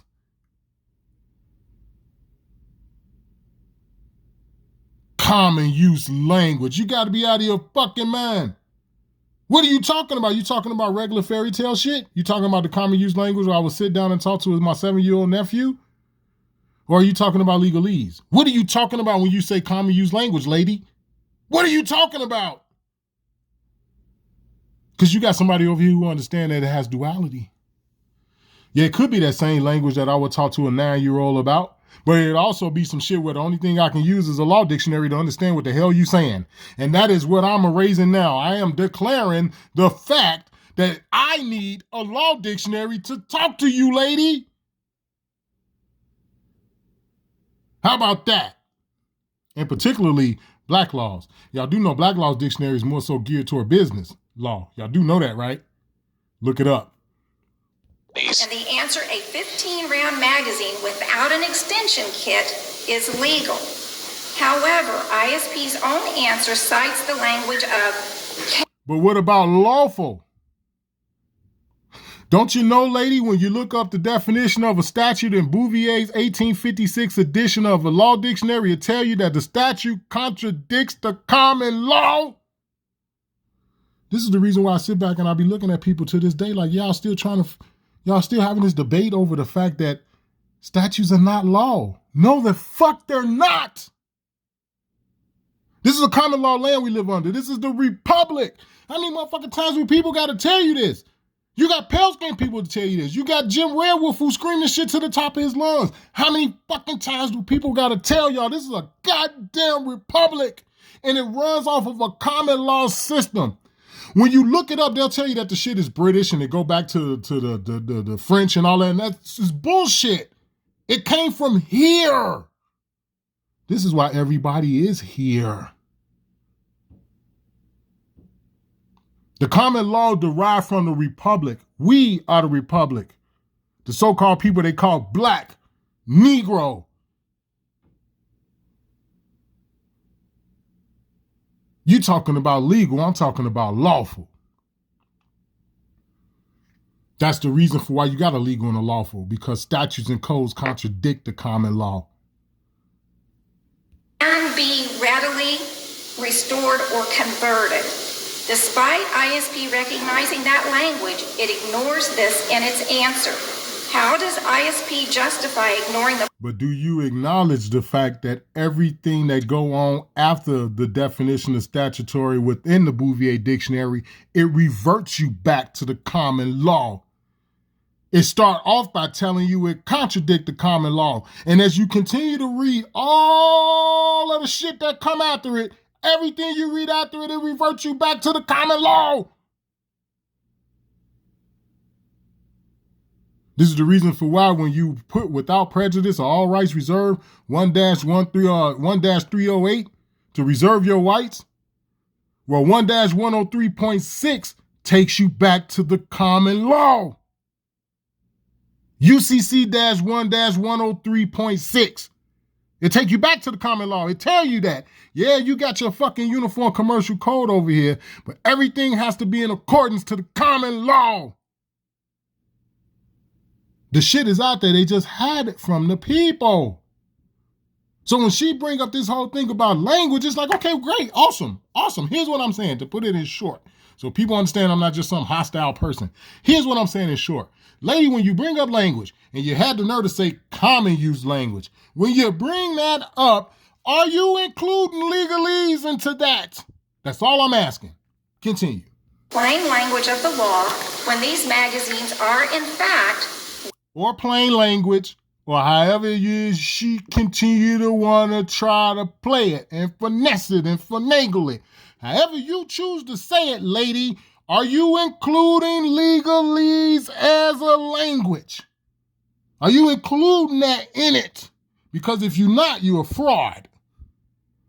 Because, legalese is based off common use language. At least over here on this channel. I don't know about nowhere else. Readily convertible by simply removing the base plate and adding an extension.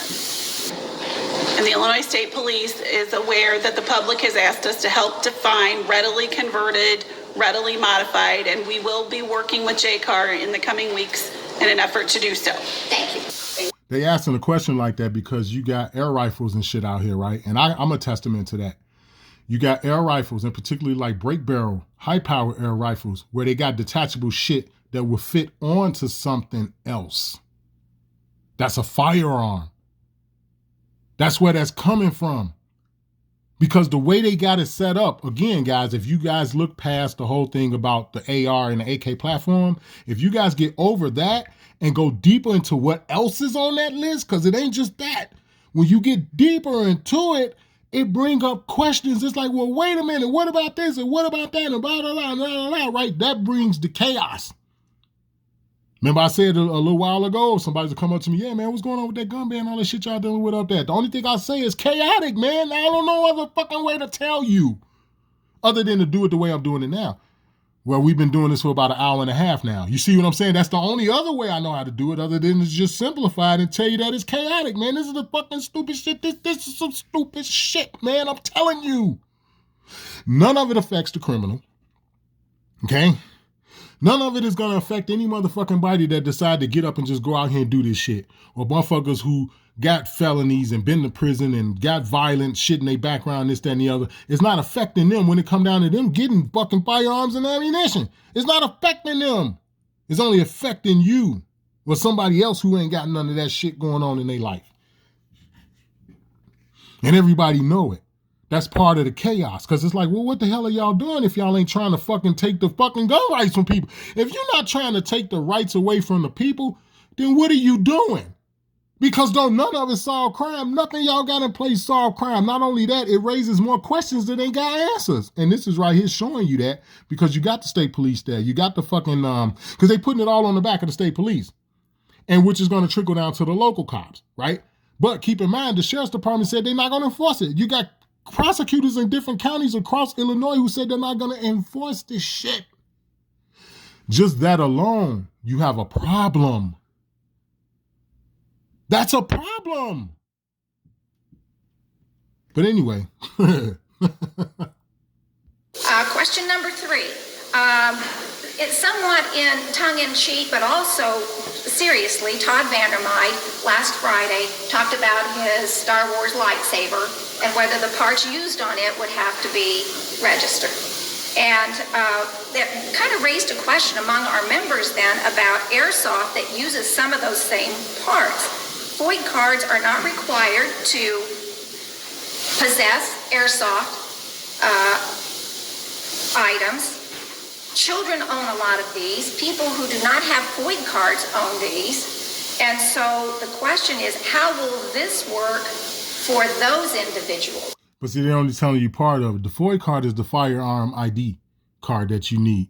You can't just do the 4473 like how you can do everywhere else, because keep in mind, Illinois is only one of 4 states.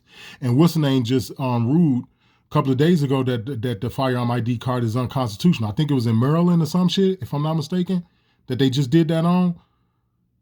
Because Illinois is only one of 4 states. The other 46 states don't do that shit. You go to wherever you go to do your business when it comes down to firearms, you fill out the bullshit for 4473, which we know is unconstitutional, but I'm just saying. You fill that out, you get your little 3-day waiting period, or sometimes people can get their shit right then and there, or whatever the case may be, and you going about your business. It's like, no, before you can even get to fill out that fucking form, you got to go through the fucking Illinois State Police to get a whole nother fucking card to be able to fill out the form to be able to fucking buy the firearm and to be able to buy ammo. But yet you got a Highland Park shooter. It's like, how does that shit even make you? This is the reason why I done told Greg Bishop in a couple of comments I done left him on his joint. Like, bro, we got to stop with this motherfucking weekend shit with these motherfuckers shooting, because these little motherfuckers ain't got no job. They supposed to be the bottom of the barrel. They ain't working. They ain't got no 401k and all this other bullshit. Why I'd only wait till the weekend for it to be 100,000 motherfuckers getting shot? I don't remember that when I was coming up as a youngster. I don't remember no motherfucking shit like that. When your ass got shot, you got shot. It didn't matter if it was on a Monday, Tuesday, Wednesday, Thursday, Friday, or Saturday, or fucking Sunday. Now all of a sudden these little bastards with no job, no education, no training, and this, that, and the other, they so fucking busy working overtime to where it's like, nigga, I'll pop your ass this weekend. Wait till I get off. Wait till I got some time off. I'll pop your ass then. Get the fuck out of here. That's not how that work. So can we kill that narrative? Because it's bullshit. Like, a lot of this stuff is horse shit. And the motherfucker need to get past it. But anyway. They don't have a FOID card to register under. Then also, too, if you got a 22 caliber or greater, you do need a FOID card. That's the shit that a motherfucker leaving out. She ain't telling you that. They violate your rights when it come down to that. If you got a 22 caliber of any kind, it don't matter how fast it shoot. It can shoot 500 feet per fucking second. If it's a 22 caliber, you need a FOID card. You need FFLs and shit. Like I said, you can't buy no ammunition. I'm talking about firearm ammunition. You can't buy no firearm ammunition without it. Even in Indiana, they be checking for ID. To go to show you how they blame everything on motherfucking Indiana.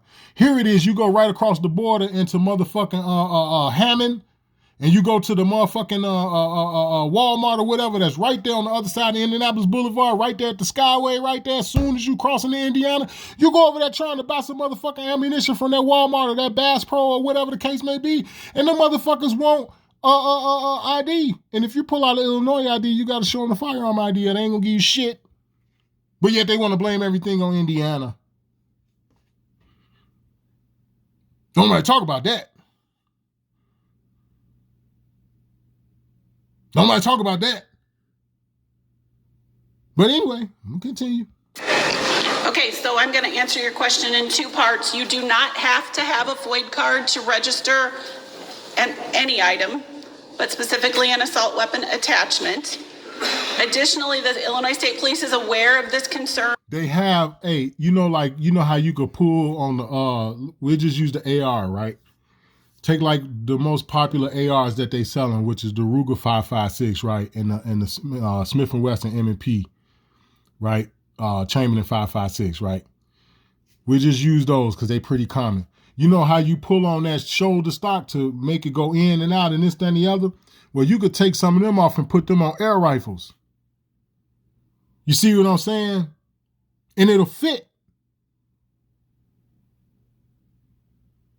So people got the question of, well, hey man, now for something I'm going to prison or something? What's up? What's up with this shit? Like what they was trying to do with the ATF, you know what I'm saying? It's similar to that. So people got questions like, but wait a minute, I don't have this, but I got this over here. It's on a woo, you know what I'm saying? Which is like an airsoft. Well, she said airsoft, but I'm saying air rifles. See, they downgrade the shit. This is going back to the common use language and shit. And it's like, make yourself clear, lady. Because airsoft and like air rifles and pellet rifles and shit, that's kind of sort of not the same thing. So what you talking about? Why you over here talking about common use language? Like, damn, like I could tear your shit apart and I'm not even into what you do. Common use language. What kind of stupid shit is that? Regarding parts designed for airsoft and whether they are subject to the endorsement affidavit provisions, and we will be working to get guidance out to the public on that. We're in the midst of these hearings, so we simply haven't had an opportunity to address that issue and get an answer to the public, but we will be doing so in the coming weeks. Did she just say that you don't have to have a FOID card to register? Because, I mean, just looking at the tutorial that Illinois State Police said, it was all based off of the FOID card. You're going through like the FOID card system. Let me hear that again, just to make sure that we're clear here. Okay, so I'm going to answer your question in two parts. You do not have to have a FOID card to register any item, but specifically an assault weapon attachment. It sounded to me like she's trying to have your ass locked the fuck up. Because the first question becomes, well, if you don't need a FOID card to register any item, how the fuck did you get it?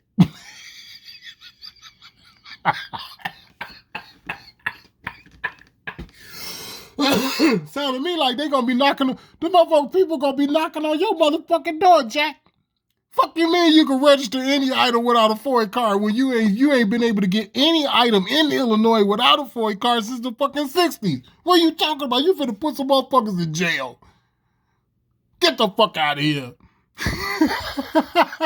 Additionally, the Illinois State Police is aware of this concern regarding parts designed for airsoft and whether they are subject to the endorsement affidavit provisions, and we will be working to get guidance out to the public on that. Then not to mention they're gonna want information about your FOIA card. So it's like, how do you get past that part of the fucking registration?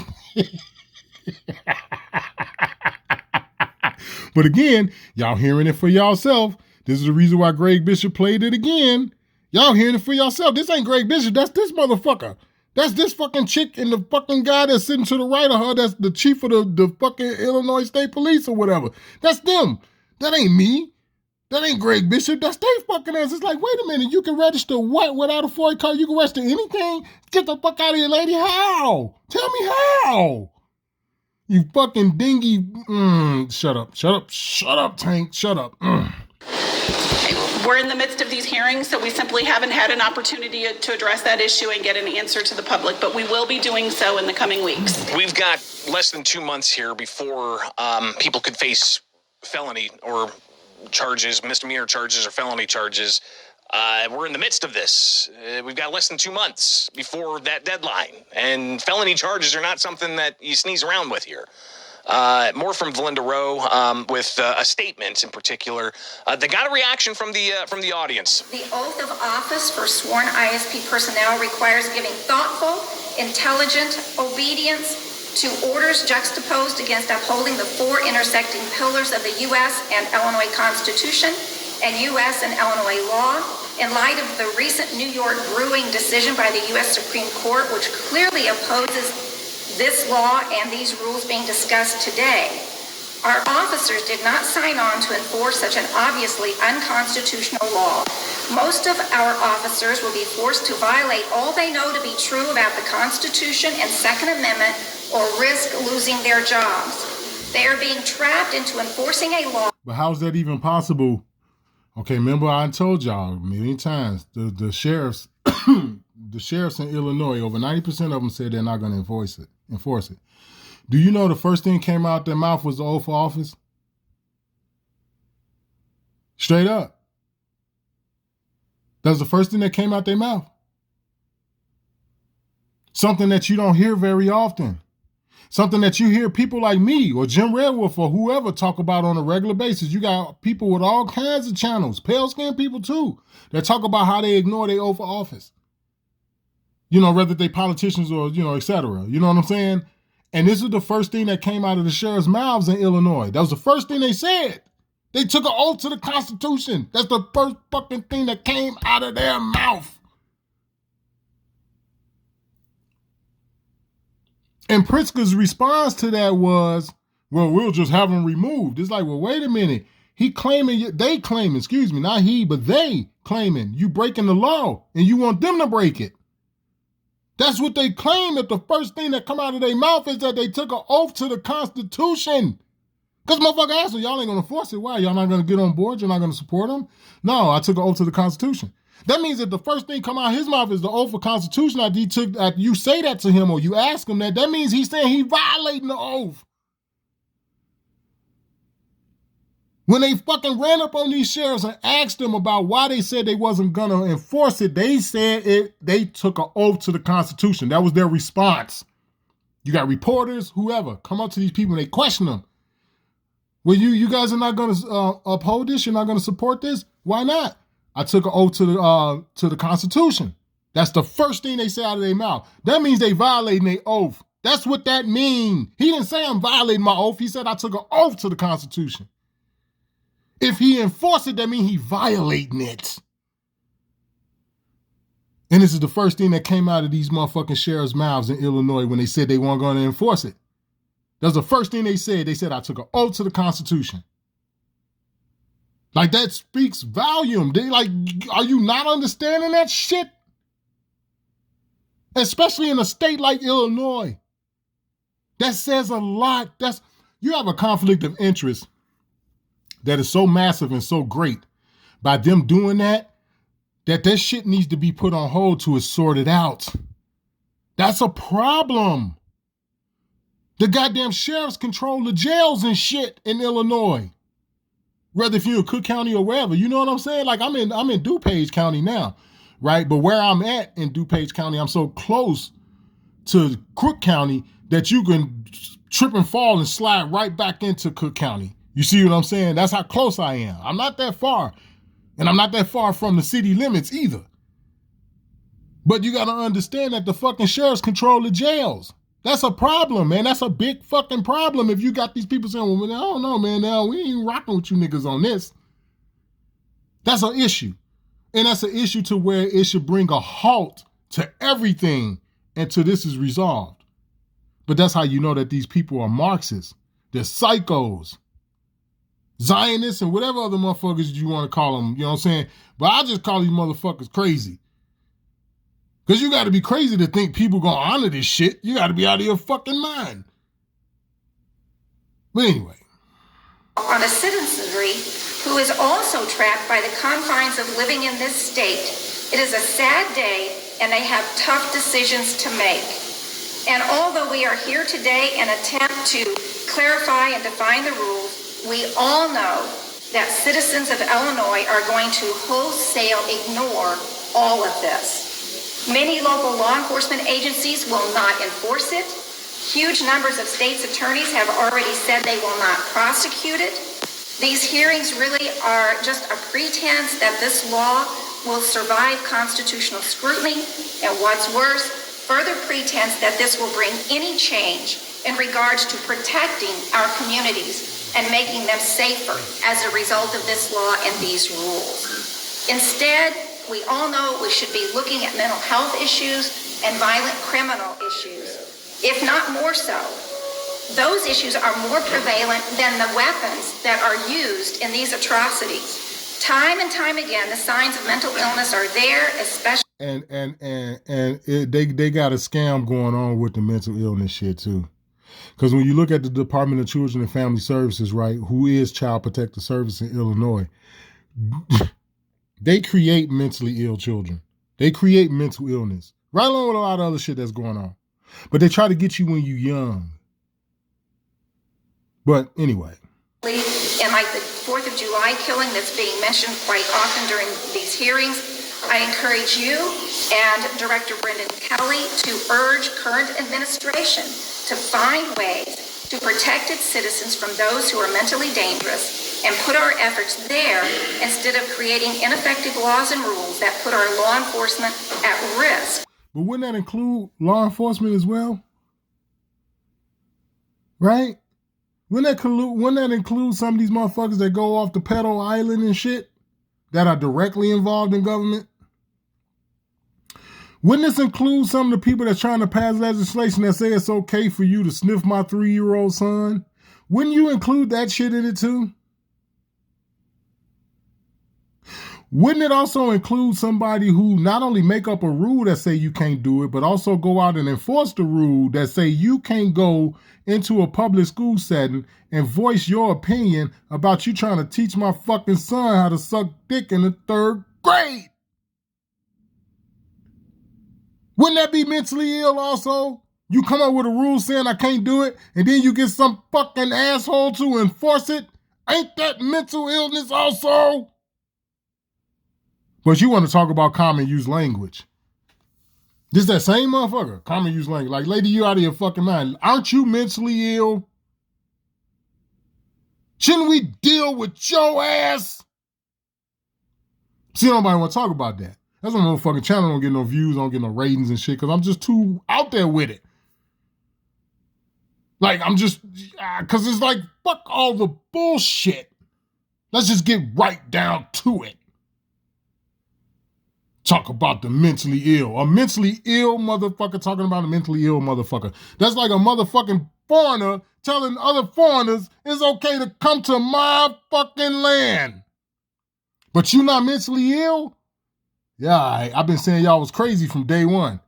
From the whole time I've been doing this video here, you motherfuckers are insane. Y'all are fucking psychopaths. of violating the constitutional rights of law-abiding citizens and do nothing to make us safer. So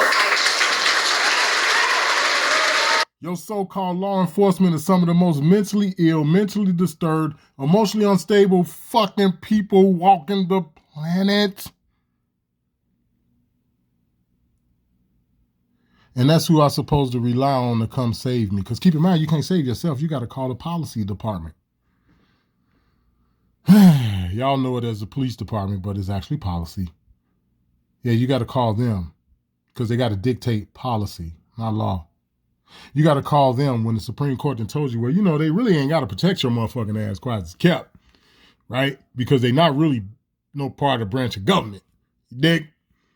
So if they decide to help your monkey ass, they help you. But if they don't, they can just do what it is that they really out there for, which is to fuck you over. Anytime you get a fucking ticket and they expect you to pay it, you getting fucked over. I don't care if he didn't put his goddamn hands on you. You know how many motherfucking cops I done told that to? And, I'm not going to harm you. I ain't put my hands on you. I ain't pulling my gun out or nothing. You know how many times I done fucking told them that don't mean you ain't caused me no harm. You the motherfucker out here with the gun. I ain't got one. You the motherfucker that's out here talking about you getting this ticket or else and you got to pay this ticket and we going to do this. This could happen if you don't fucking pay the ticket. And that could happen if you don't take the ticket. And this can happen if you don't fucking sign the ticket. So just because you ain't put your motherfucking hands on me don't mean you didn't cause me no harm, you psychotic motherfucker. Just dealing with your fucking ass and it ain't no goddamn crime. Just you putting your lights on and it ain't no emergency.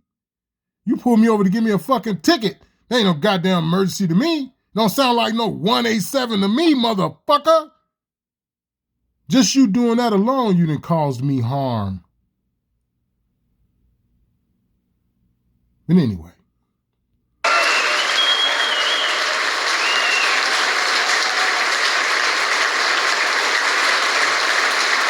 So clearly, despite not having a PA system, Valinda Rose's message got across to the room there, as you could hear them going into applause after she made her final comments there. Wasn't the only one, of course, that got a lot of attention when it comes to making public comments. And of course you applaud something like that because it ain't the indigenous men and women talking. See, I'm the motherfucker they won't let talk. And I'll even be polite. I won't use no profanity. I still ain't got no filter. I know how to not have a filter without using profanity. They ain't gonna let me talk. They ain't gonna let me have a voice. They'll let Shaquille O'Neal have a voice. He'll let you teach you, they'll let a motherfucker like him teach you what to tell your son about how to deal with a fucking white cop in a traffic stop. They'll let Shaquille O'Neal talk to you, but they won't let me fucking talk to you. They'll let all these motherfuckers you think are prominent, like they speaking that real spill, like motherfucker like Denzel a couple of times. Y'all have seen him trying to act as if he on some shit. And it's like, no, you just as fucked up as everybody else.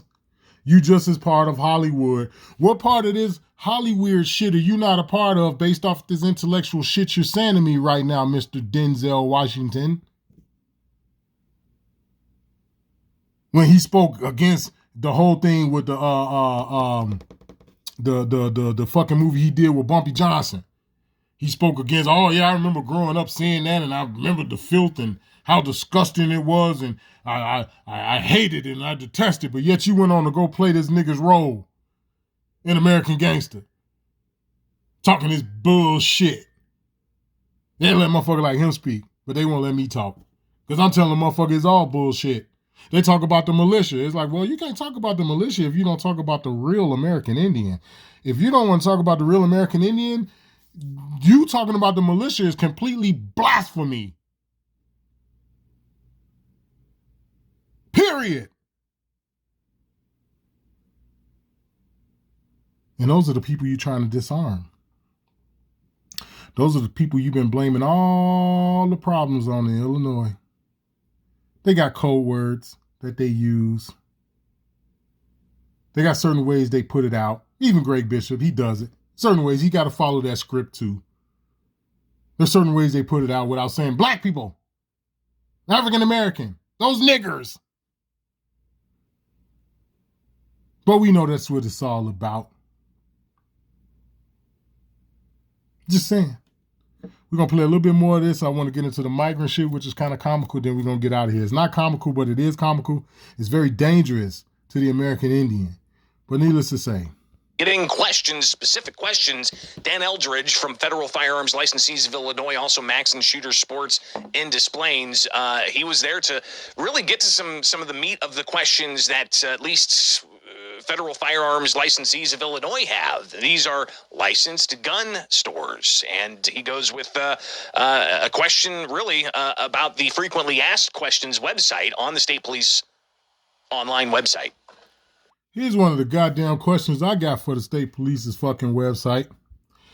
When Fred Flintstone, that we all know of as J.B. Pritzker, when they enacted this bullshit in the middle of the night, what part of the Indian Civil Rights Act of 1968 did they use to enact this shit? What part of that government-to-government basis shit, if they could give me an example, that they used to put this shit on my people? That's one question I got. Another question I got is, haven't y'all done enough to my fucking people? Don't you understand there are people like me out there that understand that no sooner than Lyndon Baines Johnson signed that shit April the 11th of 1968, that following October, y'all started this gun legislation bullshit, that Gun Act of 1968. No sooner than the United States Department of Education took Indian off the title and Indian out of legislation. This is the reason why I don't understand why the motherfucking fact that people want to go back further than 1968. Why in the fuck are you on YouTube talking to the indigenous community about some shit that happened in 1817 or 1491 or 1490 or 1412? Why? When we ain't got to go no further than 1968. Why did you motherfuckers take Indian out of the title and out of the legislation and just feed everybody the Civil Rights Act of 1968? Why did y'all do that? Why did Lyndon B. Johnson sign that shit 7 days after Martin Luther King got his fucking brains blown out allegedly? Why did they do that? Why do people go any further than that? Why don't nobody bring up the fucking legislation of 1968 with the Gun Act? Why don't nobody talk about that? You got all these motherfucking niggas with these channels. And they try to seem so pristine and so fucking it's like they want to put on a show. See, I'm not here to put on a show. I don't give a fuck about any of that. I'm not a puppet master. I'm not a puppeteer. I'm not any of that shit. I'm not an actor. I don't put on shows. That's not why I'm here. I just like to tell it like it is. But you got all these fucking indigenous community channels and shit out here that just don't get to the meat and potatoes. I just want to ask questions and sit back and wait for their fucking response, which in most of the times they don't have one. That's it. Those are my questions. I don't recall you guys dealing with us on a government-to-government basis. As a matter of fact, the only thing I recall y'all doing a study calling us something that we're not, which is black and African-American and all the other silly shit y'all call us. Why nobody want to acknowledge the fact if you do want to talk about some old school shit and go past 1968? Well, I mean, goddamn, they do tell you in Oxford English Dictionary that the definition of a nigga is an American English, an American Indian, and earliest American use. And usually offensive, it tells you. We could go back to the fact that here it is, February coming up. You know, they always play the most famous speech that Martin Luther King ever gave, but they never play the part where they tell you in exile on your own land. They don't ever play that part when you get to hear him say that. But anyway, let me pause this real quick, guys, because I want to put on another segment as far as the immigration shit, and then we're gonna get up out of here because I can go on and on and on and on and on and on and on and on and on about this kind of shit. But I think y'all get the point. But anyway. Hold on, I'll be right back, guys. Okay, this segment here is going to be about the migrant crisis, right? And the bullshit that's been going on here. And again, this has been a lengthy video. For one, I haven't made a video in a while. And for two, there's a lot of shit that's going on. Like, you know, it's kind of difficult to sum it all up, you know, really in like a 30 or 40 minute video. It's kind of hard to do it, especially if I'm like putting in my own commentary and I'm, you know, giving my own comments and opinions. It's kind of hard to do that shit, man, because of the chaos. It's just, you're not allowed to breathe here. You're not allowed to have any peace. You're not allowed to, You know what I'm saying?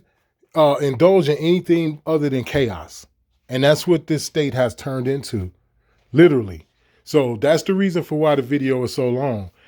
But needless to say, this segment here, we're going to close it out with this migrant situation. Most of the people here from my channel are indigenous, or at least they know the indigenous people are who they call African Americans, right? Who ain't African at all, right?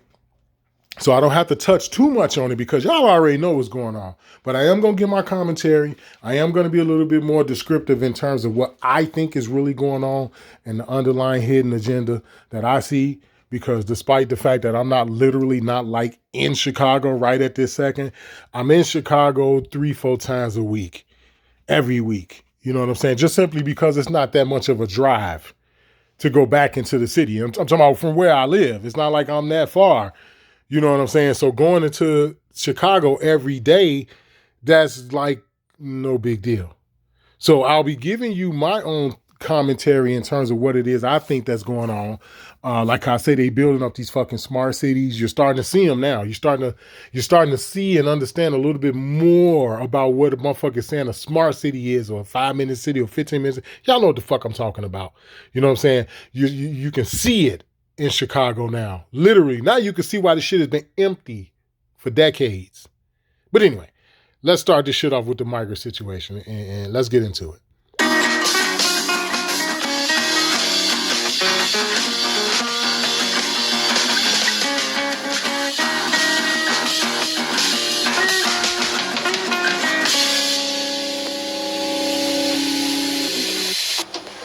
Well, after having the past week off, I definitely want to check in with William Kelly out of Chicago to get us updated on everything that's happened there in the past week, if not more.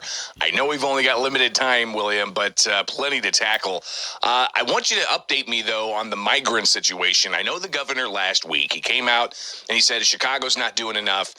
He wants to see more done, especially with the colder temperatures when it comes to actual physical housing, not just tents. But what is the latest in the back and forth and what seems to be some tensions between Governor J.B. Pritzker and Chicago Mayor Brandon Johnson when it comes to dealing with the migrant situation?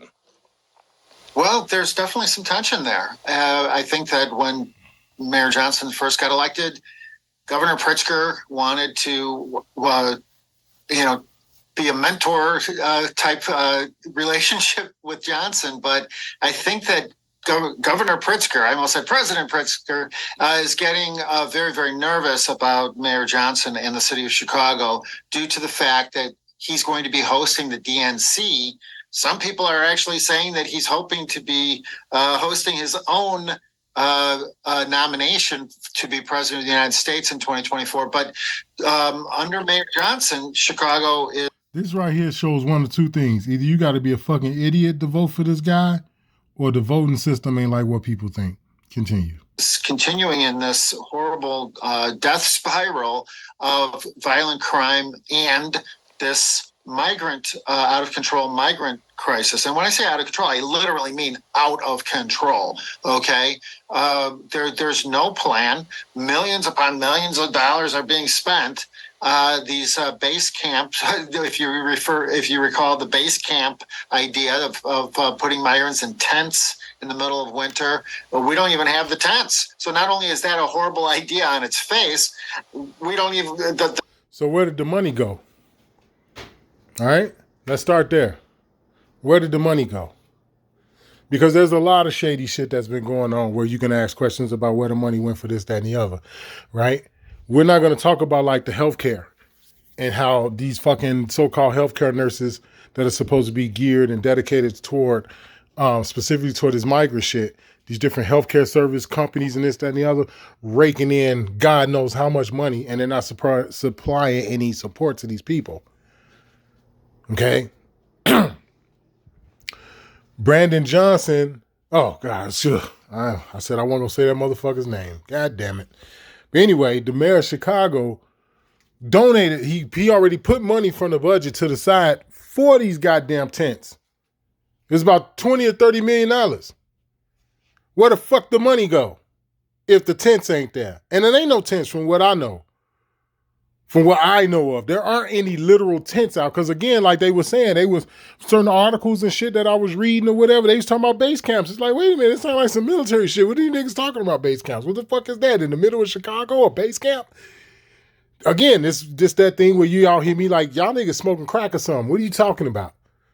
Like, this shit don't even make any fucking sense. Mind you, not to mention, let me show y'all something real quick. While they talking about motherfucking tents, let me show y'all something real quick. Look at this shit here. Okay? You see this shit? It's cold in the motherfucker. It's like motherfucking 20 degrees here. Where the fuck you finna put these people, man? You talking about putting them in a tent? Are you fucking insane? Really? But then at the same time, they ain't put the tents out yet. Where the money at? They turning migrants away. Some migrants say they leaving and going back to where the fuck they came from. Not sure how true that is. It could be a possible relocation on some down low shit. I was just out here yesterday sitting in the living room watching these motherfuckers play in the snow half naked with no clothes on. One motherfucker had on a pair of shorts and like a shirt, playing in the snow like they ain't never seen real snow before. Like the way they was playing in this shit, this was not normal. Straight up. But anyway, continue. Tents. So not only is that a horrible idea on its face, we don't even the tents haven't even been put up yet. So Johnson is spending all of this money, which we're investigating in a spending it where? We know he set aside so many millions for this shit because they even brought up the fucking company that was supposed to been the subcontractor or the contractor or whatever that was supposed to been in bed with Johnson to build these motherfucking tents. We know about all of this. He's spending money to do what, where? If you ain't got no motherfucking tents and you done set this kind of money aside and this, that, and the other for the goddamn tents, where in the fuck are the goddamn tents if they ain't up? Where they at? You spending the money on what? Just saying. The reports called Migrant Inc. If you want to take a look at that at reporterwilliamjkelly.com. But it's becoming a bit of a crisis for Pritzker and his ambitions because between the crime and the migrants, Chicago and Illinois, obviously, and Pritzker, by extension, will not be looking very good on the national stage during the DNC, Greg. Well, you've got a lot of money going out, as you said, with your investigative reporting on how much this is costing with middlemen getting contracts to conduct health or wraparound. But they're not giving out the service. That's the other thing. It's not just with the fucking the tents. They're not giving out the service like that. So what y'all doing with the money? Well, we already know what they're doing with the money. I'm just gonna ask though. But we already know what the fuck they doing with the money. It ain't a secret. It ain't like you ain't that fucking dumb if you on my channel. Either you a fucking agent or you got some sense. It's one of the two. You ain't fucking stupid over here. You know what the fuck they doing with the money, just like I know. Services, so they say. The governor, of course, stepping up and saying that they're going to be appropriating $160 million or so. We've already seen hundreds of millions of dollars spent on all of this. What's the sentiment on the ground from the taxpayers? And this was in Chicago alone. Think about the that you do to everybody that's been in that goddamn city. Think about what you're doing to the original people of this fucking land, these fucking dumbasses. Want to kill each other over chains and trinkets and over fucking Facebook bullshit, over fucking battle raps y'all done made on YouTube. You can't drive in the neighborhood now while I'm fucking airing out your car. Like, make this shit make sense. You don't want to deal with the real fucking issues, but you bring other people in here and you say, well, no, y'all, it's y'all problem now. Y'all got to deal with this shit too. We all in this together. And it's like, well, wait a minute. These motherfuckers come from a whole place somewhere else, but I'm in this shit with y'all together? How? Well, you ain't even asked me for my goddamn permission. Who live in communities that feel that they've been disinvested in all of this time. this is the issue that might unite all of Chicago against Pritzker and Johnson. The fact of the matter is that no Chicagoans, South Side, North Side, downtown, want the migrant camps, migrant shelters. Aldermen are in revolt again. And that's all our people. Hell, we control downtown. A great section of it. Unless you some multi-billion-dollar corporation in one of those high rises downtown or whatever. Unless it's some stupid shit like that. We control all of downtown. We the motherfuckers that brought loose cigarettes downtown. Us. We was the motherfuckers selling loose cigarettes for $1 a cigarette down there. Us. Okay? But anyway, man. Continue. Mayor Johnson on this. And the spending is also very, very alarming. Our investigation of Johnson's, what we call his migrant managers or migrant vendors, is that they're being, they are getting filthy rich on the backs of this migrant crisis. And we actually... And that's the bottom line. We don't have to go no further than that. They got it set up right where, they got all their people in place. Let's go for Brandon Johnson alike. They all got their fucking people in place. They get this grant money, the seed money, you know what I'm saying, that's coming from the city, the state, etc. And it's supposed to be for this, and it's labeled for that, and it's labeled for this, and you're supposed to do this funding set aside over here is supposed to be for this, for the migrants, and that for the migrants, right? But they ain't delivering. Some motherfuckers get this, some motherfuckers get that. I reckon there are people that they want in. Because see, what you got to understand, what is happening is a full-scale invasion. I'm talking about the people that are responsible for this are guilty of the highest level of treason. That's where we are. Okay? It's an invasion. So I know within all of the fucking poor, fucked up people that they bring in here, because some of these people ain't coming here to hurt us. You see what I'm saying? Some of them ain't. Some of them really are fucked up. They have to do it that way so they can blend in with the motherfuckers that they want here. Okay? So I imagine those people, they taking care of them. Yeah. But there are a lot of these motherfucking people that's getting caught up in the whirlwind, that American dream, and I can do better in America than I can where the fuck I am type bullshit. The patsies, your pawns. They're bringing them here as well. Okay? Right along with the motherfuckers that they want here. So what you got is an invasion. Like, and when I say an invasion, for any fucking body that's been in the military, you know what the fuck of an invasion is? They're literally kicking off 2 different campaigns at one time. They're launching an invasion where they're bringing the operation, the special ops, and different motherfuckers here to train, or that's already been trained, motherfuckers that already cut people open and shit. They're bringing these motherfuckers here, and they stealing a whole lot of money at the same time. That's what you're dealing with. There ain't no other way around it. That's what they got going on here. I'm talking about tactically from a military standpoint. Like I said, for any UX vets or whatever, y'all know what the fucking invasion is, man. I ain't finna go into that with y'all. Y'all should know better than I do. Y'all know what the fucking invasion is. It also helps you understand, too, with all the people that have died from taking that fucking shot, too.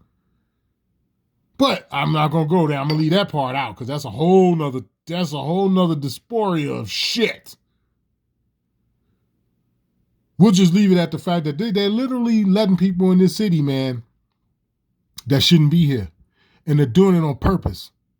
Right along with a lot of people that don't mean us no harm. Some of these motherfuckers ain't got a pot to piss in. Some of them.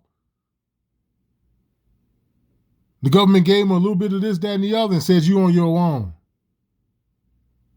But then you got a lot of them that they want here to do their bidding. It's fucking disgusting. But anyway, migrants who are saying that they are leaving Chicago, in some cases going back to Venezuela. Greg, if you can even imagine this, this is like it almost sounds like a joke, that if somebody had told me a few years ago, just even. And I can believe that, but that still don't change the fact that the motherfuckers that slipped in that they want here, it don't take away from them. Because as I explained to y'all before, these motherfuckers were sleeping inside the lobby of the police station. And I'm talking about in the city. Like in the fucking city police station. You know how many fucking police stations there are in Chicago? I mean, different, they call them districts here. You know what I'm saying? You know how many different districts they got? These motherfuckers. Listen to me, man. You already had homeless people sleeping in and around and outside the police stations to begin with. Do you understand? They've allowed them inside more now in the lobby part. Like, let's say your car was stolen or was vandalized or something. Some old shit, right? And you go to the police station to fill out a report or whatever. You know what I'm saying? Like, you ain't no criminal or nothing. You like going there to do something. You know what I'm saying? And the lobby area, when you walk in, man, you got motherfucker, the floor is laced with people. You can't even see the floor no more. You see air mattresses and shit. Motherfuckers got tents and shit, man, inside the police station. Like I said, it's always been, not uncommon for certain police stations in Chicago to have homeless people sleeping outside the front door and all this other shit. That's not uncommon. That's not like abnormal. They in the fucking lobby now. Can you imagine what the red line and the blue line train look like at night now? Now, you talking to somebody that been homeless. I done stayed in damn near every shelter in the fucking city. I stayed in shelters that don't exist anymore. Can you imagine what the red line and the blue line train look like all night? That's the only train that run 24/7, 365. That some bitch run on Christmas all night. It never stopped. If the blue line's shut down, there's a problem. The red line never stops, ever. Ever. And I'm telling you, I'm 46 years old. The red line never stops running, ever. If the red line shut down, that means there's a problem. It runs 24/7. That's the homeless trains. I can tell you this because I used to ride them. They run all night. 95th Street to Howard. And the blue line from O'Hare Airport to Forest Park. All night. Every night. I don't give a fuck. Rain, sleet, snow, or hail. Christmas, New Year's, Easter, Thanksgiving. I don't give a fuck. Take your pick. It never stopped running. Can you imagine what them trains look like at 1, 2, 3 o'clock in the fucking morning? I can only tell you this because I used to ride them. I know what it's like. And you got all these fucking people here that ain't got a pot to piss in. Now, we're not talking about your sleeper cells and this, that, and that. We ain't talking about that. Because not all of the people are fucked up that are coming here. It's not going to work. You can't just bring all of your henchmen and shit in here. Nothing else but henchmen. It's like, how long is it going to take before motherfuckers realize, hey, all these fucking people are assholes? Of course it's not going to be like that. You have to bring people here that really want something better. I wouldn't doubt they would have got some of the poorest motherfuckers that they could find in Venezuela and God knows wherever else.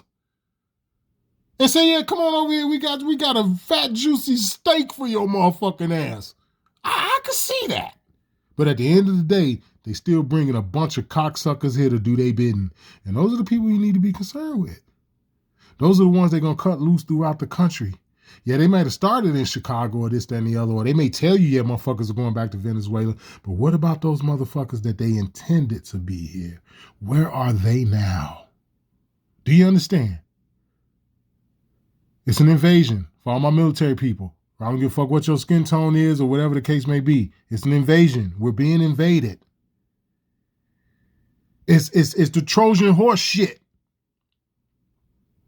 For anybody who believe in that Greek shit, it's the Trojan horse. That's what it is. There ain't no other way to get in here.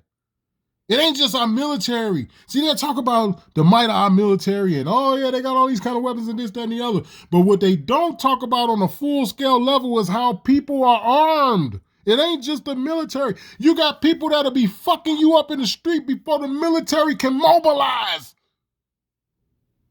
That's what they don't talk about.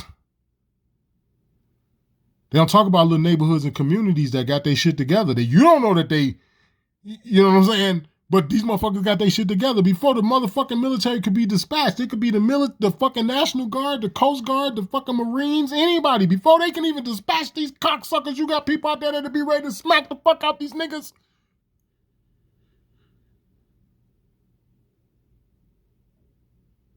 This is the reason why I say it's the Trojan horse. It's an invasion. They literally letting them in. Literally. It's sad. It's disgusting. It really is. It really is, guys. But anyway, let's continue.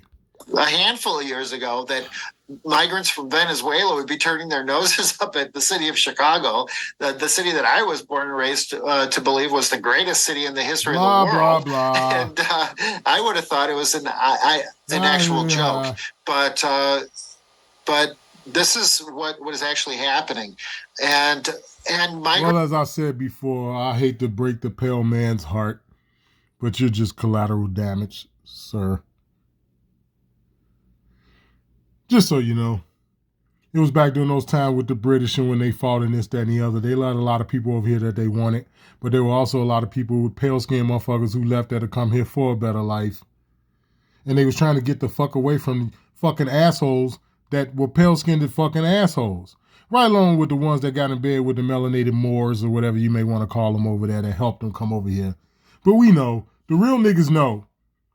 All right? We know. At the end of the day, you're an immigrant, just like these motherfucking immigrants that are coming over here.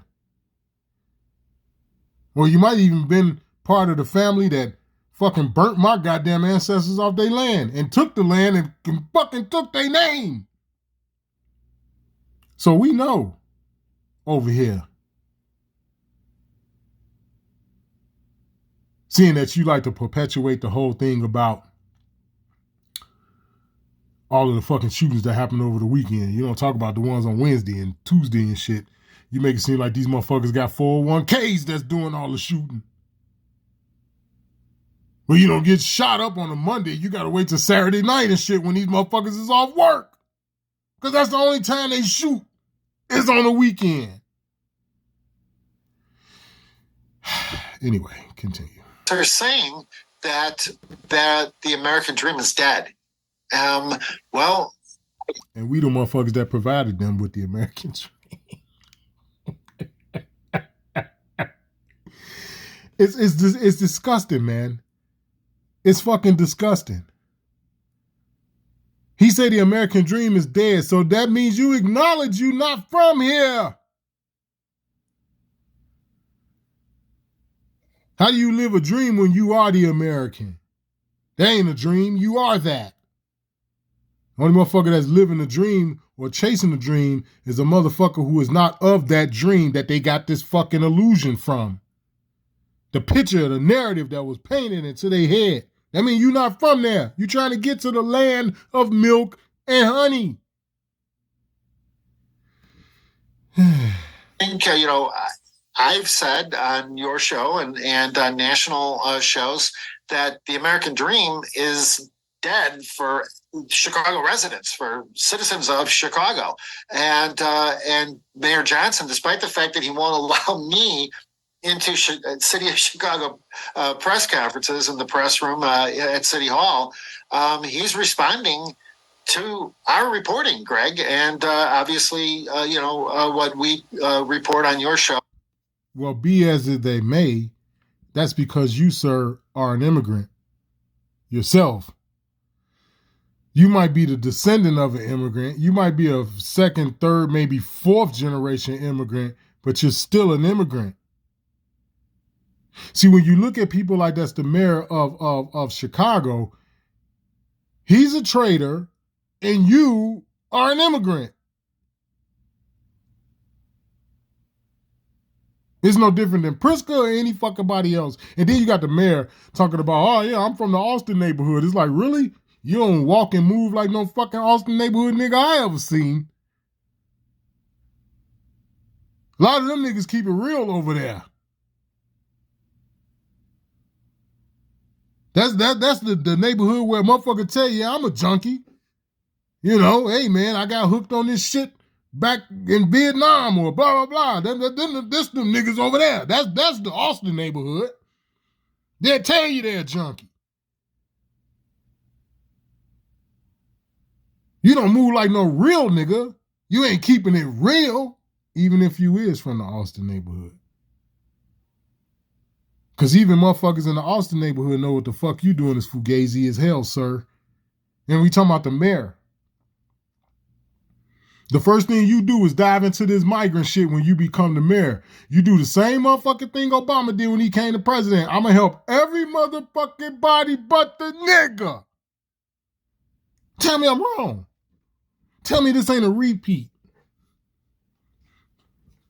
Hell, you can't even get this motherfucker to acknowledge the Indian Civil Rights Act, even if you fucking know. Yeah, I wouldn't be surprised if the mayor of Chicago don't even fucking know.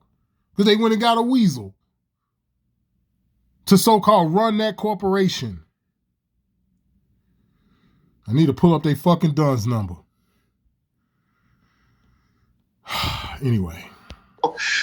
Is clearly getting to the mayor because he is scrambling now, but like a cartoon character that scrambles on wet pavement or something. He doesn't seem to be getting any traction anywhere. He's scrambling, but you can't account for half the goddamn money that it came through their fucking administration to do the fucking shit they supposed to do for the goddamn migrants, including the money they set aside for the tents. Where the fuck is the tents? Every fucking neighborhood that they tried to put these fucking people in, like in field houses and all these other different places, every place they tried to put them in, the people in them neighborhoods are like, man, get these niggas the fuck out of here. Everywhere they tried to put them in the city of Chicago has failed. Everywhere. Everywhere, man. Motherfuckers are losing their mind like you can't bring these fucking people over here. What about this motherfucker? He been sleeping on the corner for 5 years now. What about this fucking guy? And that's everywhere you done went in Chicago trying to house these people.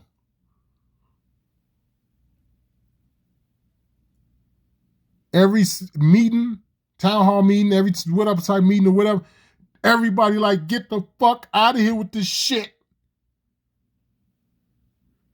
You ain't helping the people. Here it is. Listen to me, guys. Before the whole migrant shit happened, they weren't helping the people. I'm trying to tell y'all now, they're not helping these fucking immigrants. They help it. It's selective. Certain motherfuckers, like I said, and I wouldn't doubt that these are the motherfuckers they want here. The motherfuckers they don't give a fuck about that they use to help get the people here that they want here, they're not helping these fucking people. Some of these motherfuckers do have children. Not all of them are men of fighting age, man. That's what I'm trying to tell you. Not all of them. Some of them got children and wives and shit. They're not just men of fighting age. Put it that way. I think that's a more appropriate way to say it. It's not just men of fighting age they bring in here. They also got motherfuckers here with their families, man. Now, for the people that talk about the men of fighting age, yeah, we know that. Those are the motherfuckers they want to come in. Those are the motherfuckers they trying to send in amidst everybody else. So yeah, I'm not taking away from that. All I'm saying is it ain't just men of fighting age they send in here. The people that come here with their families that really want a better life, they're a decoy. Period. Starting to scramble. He's starting to show that he somehow understands that things are not going well. But he doesn't. We don't. For all the millions of dollars spent, we are yet to see a single tent. It's pretty remarkable. William Kelly from Chicago. And I just showed y'all outside. It's snowing shit on the ground, man. It's cold. Where the fuck you go? Look, I'll put to y'all like this because I'm trying not to get irritated. This is something that I'm familiar with. And I'm talking about being homeless. All right. And so I'm trying not to get irritated. And this for all you New Yorkers and niggas from Jersey and, you know what I'm saying, places that's cold like that, like Philly and shit, because y'all niggas know too. You dig? Listen, ain't nothing like being homeless than being homeless in the wintertime. All right? You ask a nigga in Milwaukee that. Ask some nigga in Philly that. Or like I say, like Jersey or New York or someplace. Ask the niggas, man. It ain't nothing like being homeless in the fucking winter. You done brought these fucking people here, man. And you seeing this, that, and the other. I don't know what they told these people, but something got them here. And you can't deliver. I don't need to use fancy words and 5-syllable words and shit. I'm going to just tell you plain and simple, they can't deliver. But for people that are from these areas, right? Let's say you a nigga from New York, right? Let's say you from LA or something, right? You already know they don't give a shit about the fucking homeless people and shit. How the fuck you going to tell me you from Los Angeles and you don't know that? You know fucking well the mayor and all them other cocksuckers, they don't give a fuck about no homeless niggas under the goddamn underpass of I-10 in fucking Los Angeles. They don't give a fuck about them people.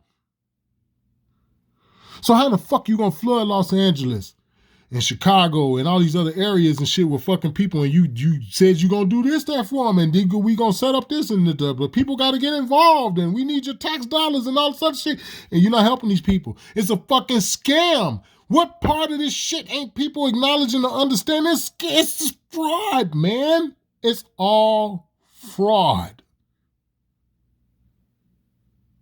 You hearing this motherfucker talking about ain't one single tent been put up. They ain't putting no fucking tents up.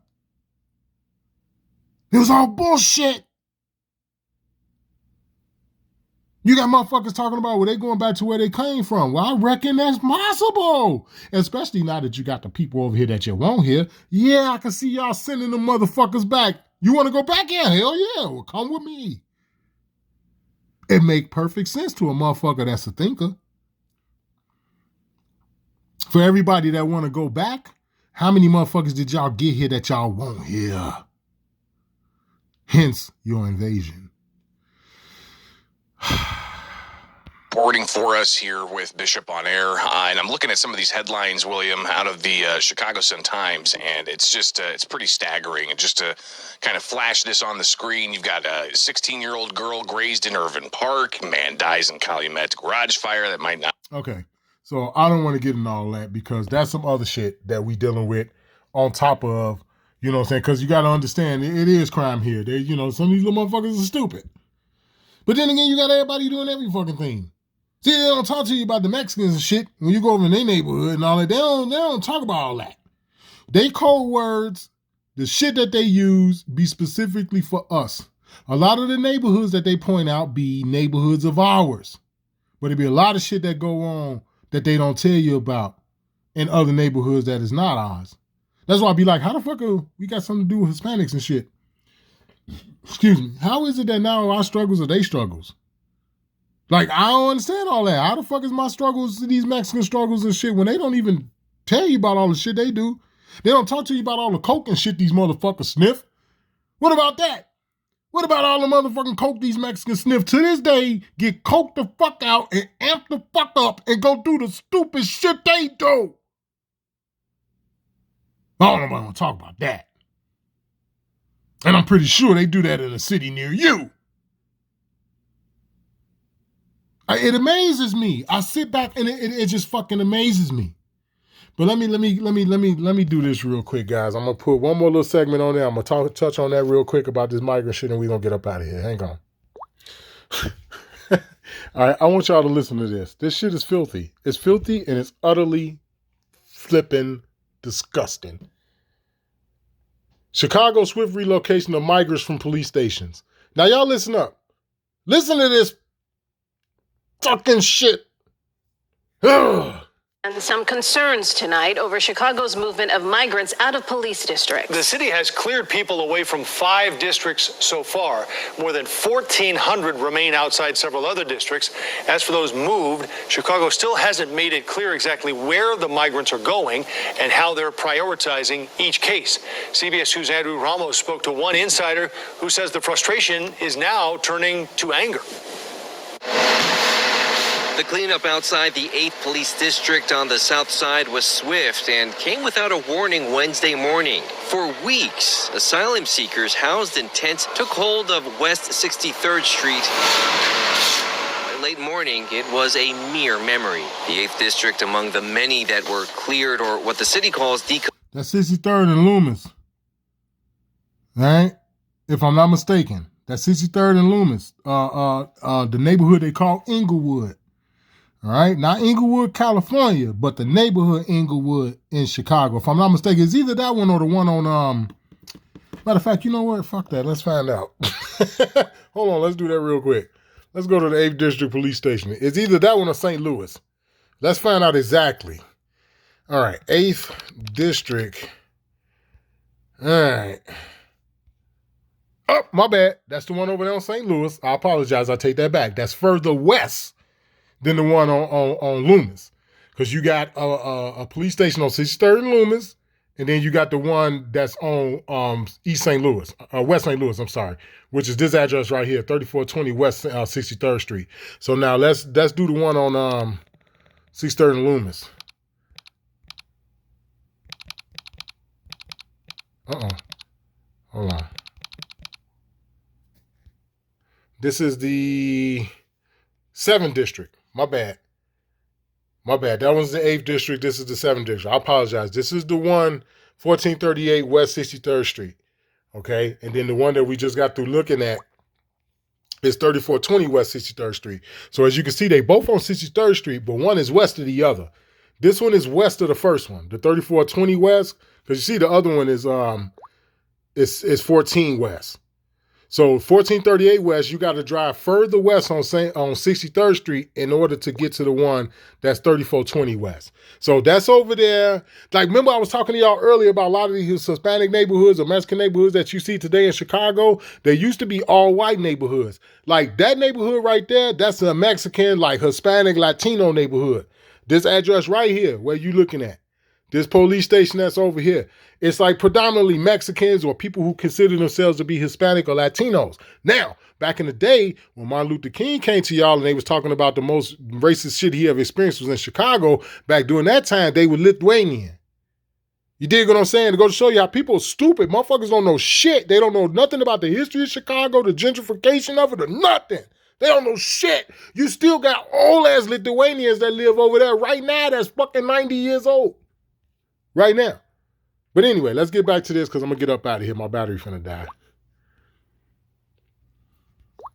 compressed in an effort to start moving migrants out, with the majority headed to temporary shelters. Other districts that saw movement in the past 24 hours, districts 1, 2, 3, and 4. We are finding a lot of areas where we see gaps, and we are at a point where we're very concerned. Well, the city attributes the movement of migrants to placement in shelters, or in some cases, asylum seekers resettling on their own. Melissa Deming of the volunteer group Police Station Response Team, who volunteers primarily at District 7, says it's not what the city's doing, but how it's doing it that's causing problems. Basically, they're only taking families, and we hardly have any families. Some of them got there later than them. So I really believe this.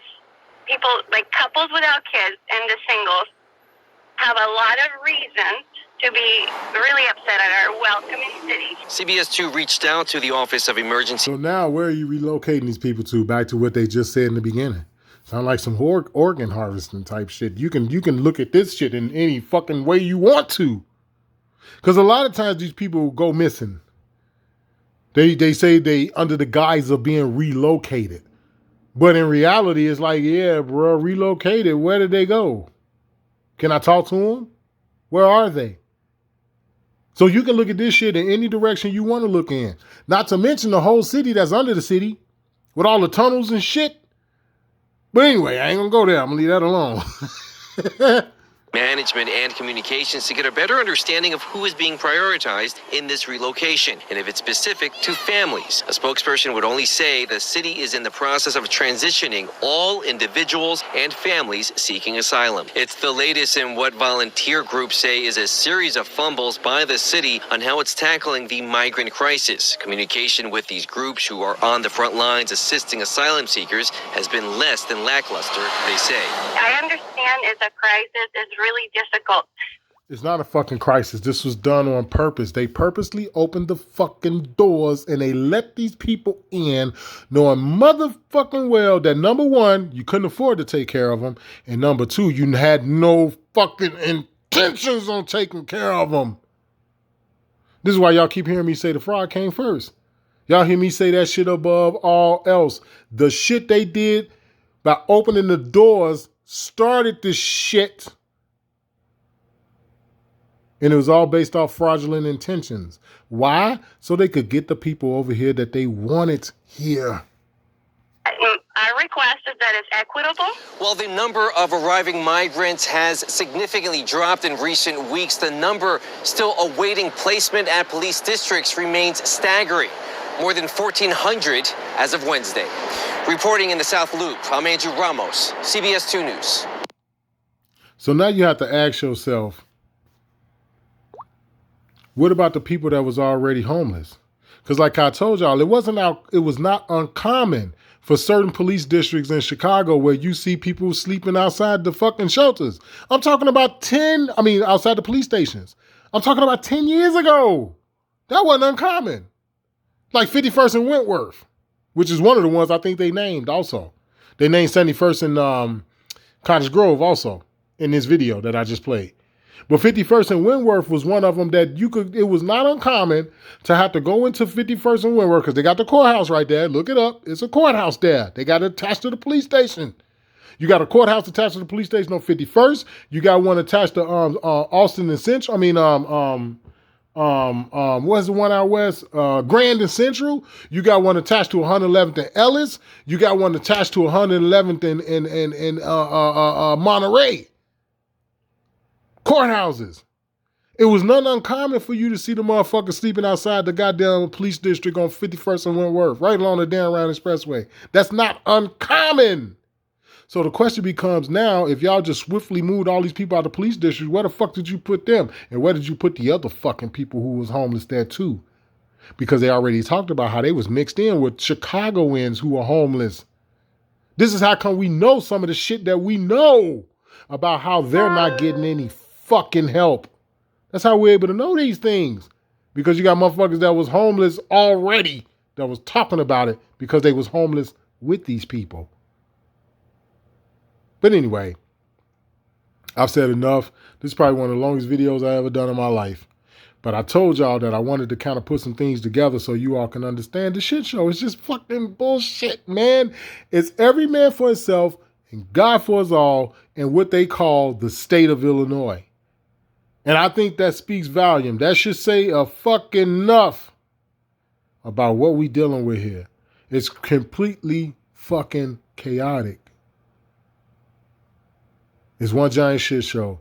And I understand it's probably the same thing in New York because it get cold in the motherfucking New York. At least in LA, they may have a chance. Although they see a lot of rain in the winter.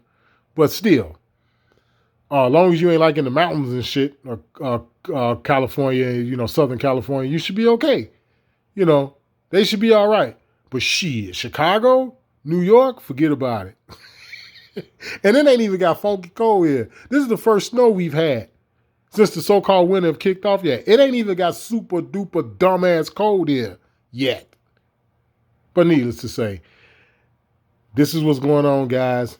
They want to bring their people in here under the guise of sanctuary cities and migrants and refugees and take your fucking guns at the same time so they can unleash the fucking people that they brought here with all these other fucking people that they didn't give a fuck about just to be able to get the ones here that they gonna have do their bidding. This is what you're dealing with. I see in a year or two, maybe less than that, a lot of stupid shit going on here. And I'm talking about violent stupid shit. Chaotic, stupid shit because of all of what we dealing with and all of the resources that they're going to take. Chicago and the state of Illinois is going backwards. They're going back to where it used to be back in the 70s. Back in the 70s, the 80s and shit, you know what I'm saying? Where a lot of the areas were real bad to go in. Like, for example, downtown. Certain areas back in the 70s and 80s that was downtown, you didn't want to be there when it got dark. Like, it wasn't built up like how, you see certain areas of downtown that's built up today. It didn't used to look like that. It was ruins. Like over there where where Oprah Winfrey got the Harpo Studios and shit over there, Randolph or whatever. Man, that shit didn't used to look like that back in the day. Straight up. And Chicago is going back to that. Go back and watch the Child's Play movie, the original one, the one that was shot here. That'll give you an example of what Chicago used to look like. Go back and watch Mo Money with Damon Wayans and Stacey Dash and them. When Marlon was in there with Damon Wayans and shit, go back and watch Mo Money, man. That'll show you how Chicago used to look. Go back and watch the Blues Brothers. Go back and watch the movie The Blues Brothers, man. That'll show you how Chicago used to look. And it's going back to that. Like, they going backwards big time. Like, you can see this shit turning into a city like Judge Dredd within the next 2 to 3 years. Motherfuckers going on slow-mo and shit. Because that's all they want. They want mentally ill people, druggies, and all kind of fucked up people out. That's what they want. That's what they want in the city. That's what they want in the streets. Where niggas got to go back to the what was the Charles Bronson movies he made? He got big off of. What's the name of them fucking movies, man? Where that nigga turned into a vigilante and shit. What's the name of Charles Bronson movie? But that's what they trying to get this motherfucking shit to go back to. Death Wish. Remember them Death Wish movies that Charles Bronson did? Straight up, they trying to get it like back like that. Like get it cracking on some Isaac Hayes, Escape from New York type shit. But anyway, man, it's the original Lone Wolf, man. The scam is real, man. Evil is out there and it's among us all and it's real. Hopefully y'all enjoyed this. It's a real long video. I'm not known for doing shit like this. But at the end of the day, you guys need to understand what's going on, man. You need to understand how a motherfucker's mental health is affected by the shit that these motherfuckers are doing. Your life and your life expectancy and the health of your children is affected by the shit that these motherfuckers are doing here. I hope y'all take heed, man. To be aware is to be alive, all right? This is Original Lone Wolf, man. I'm out.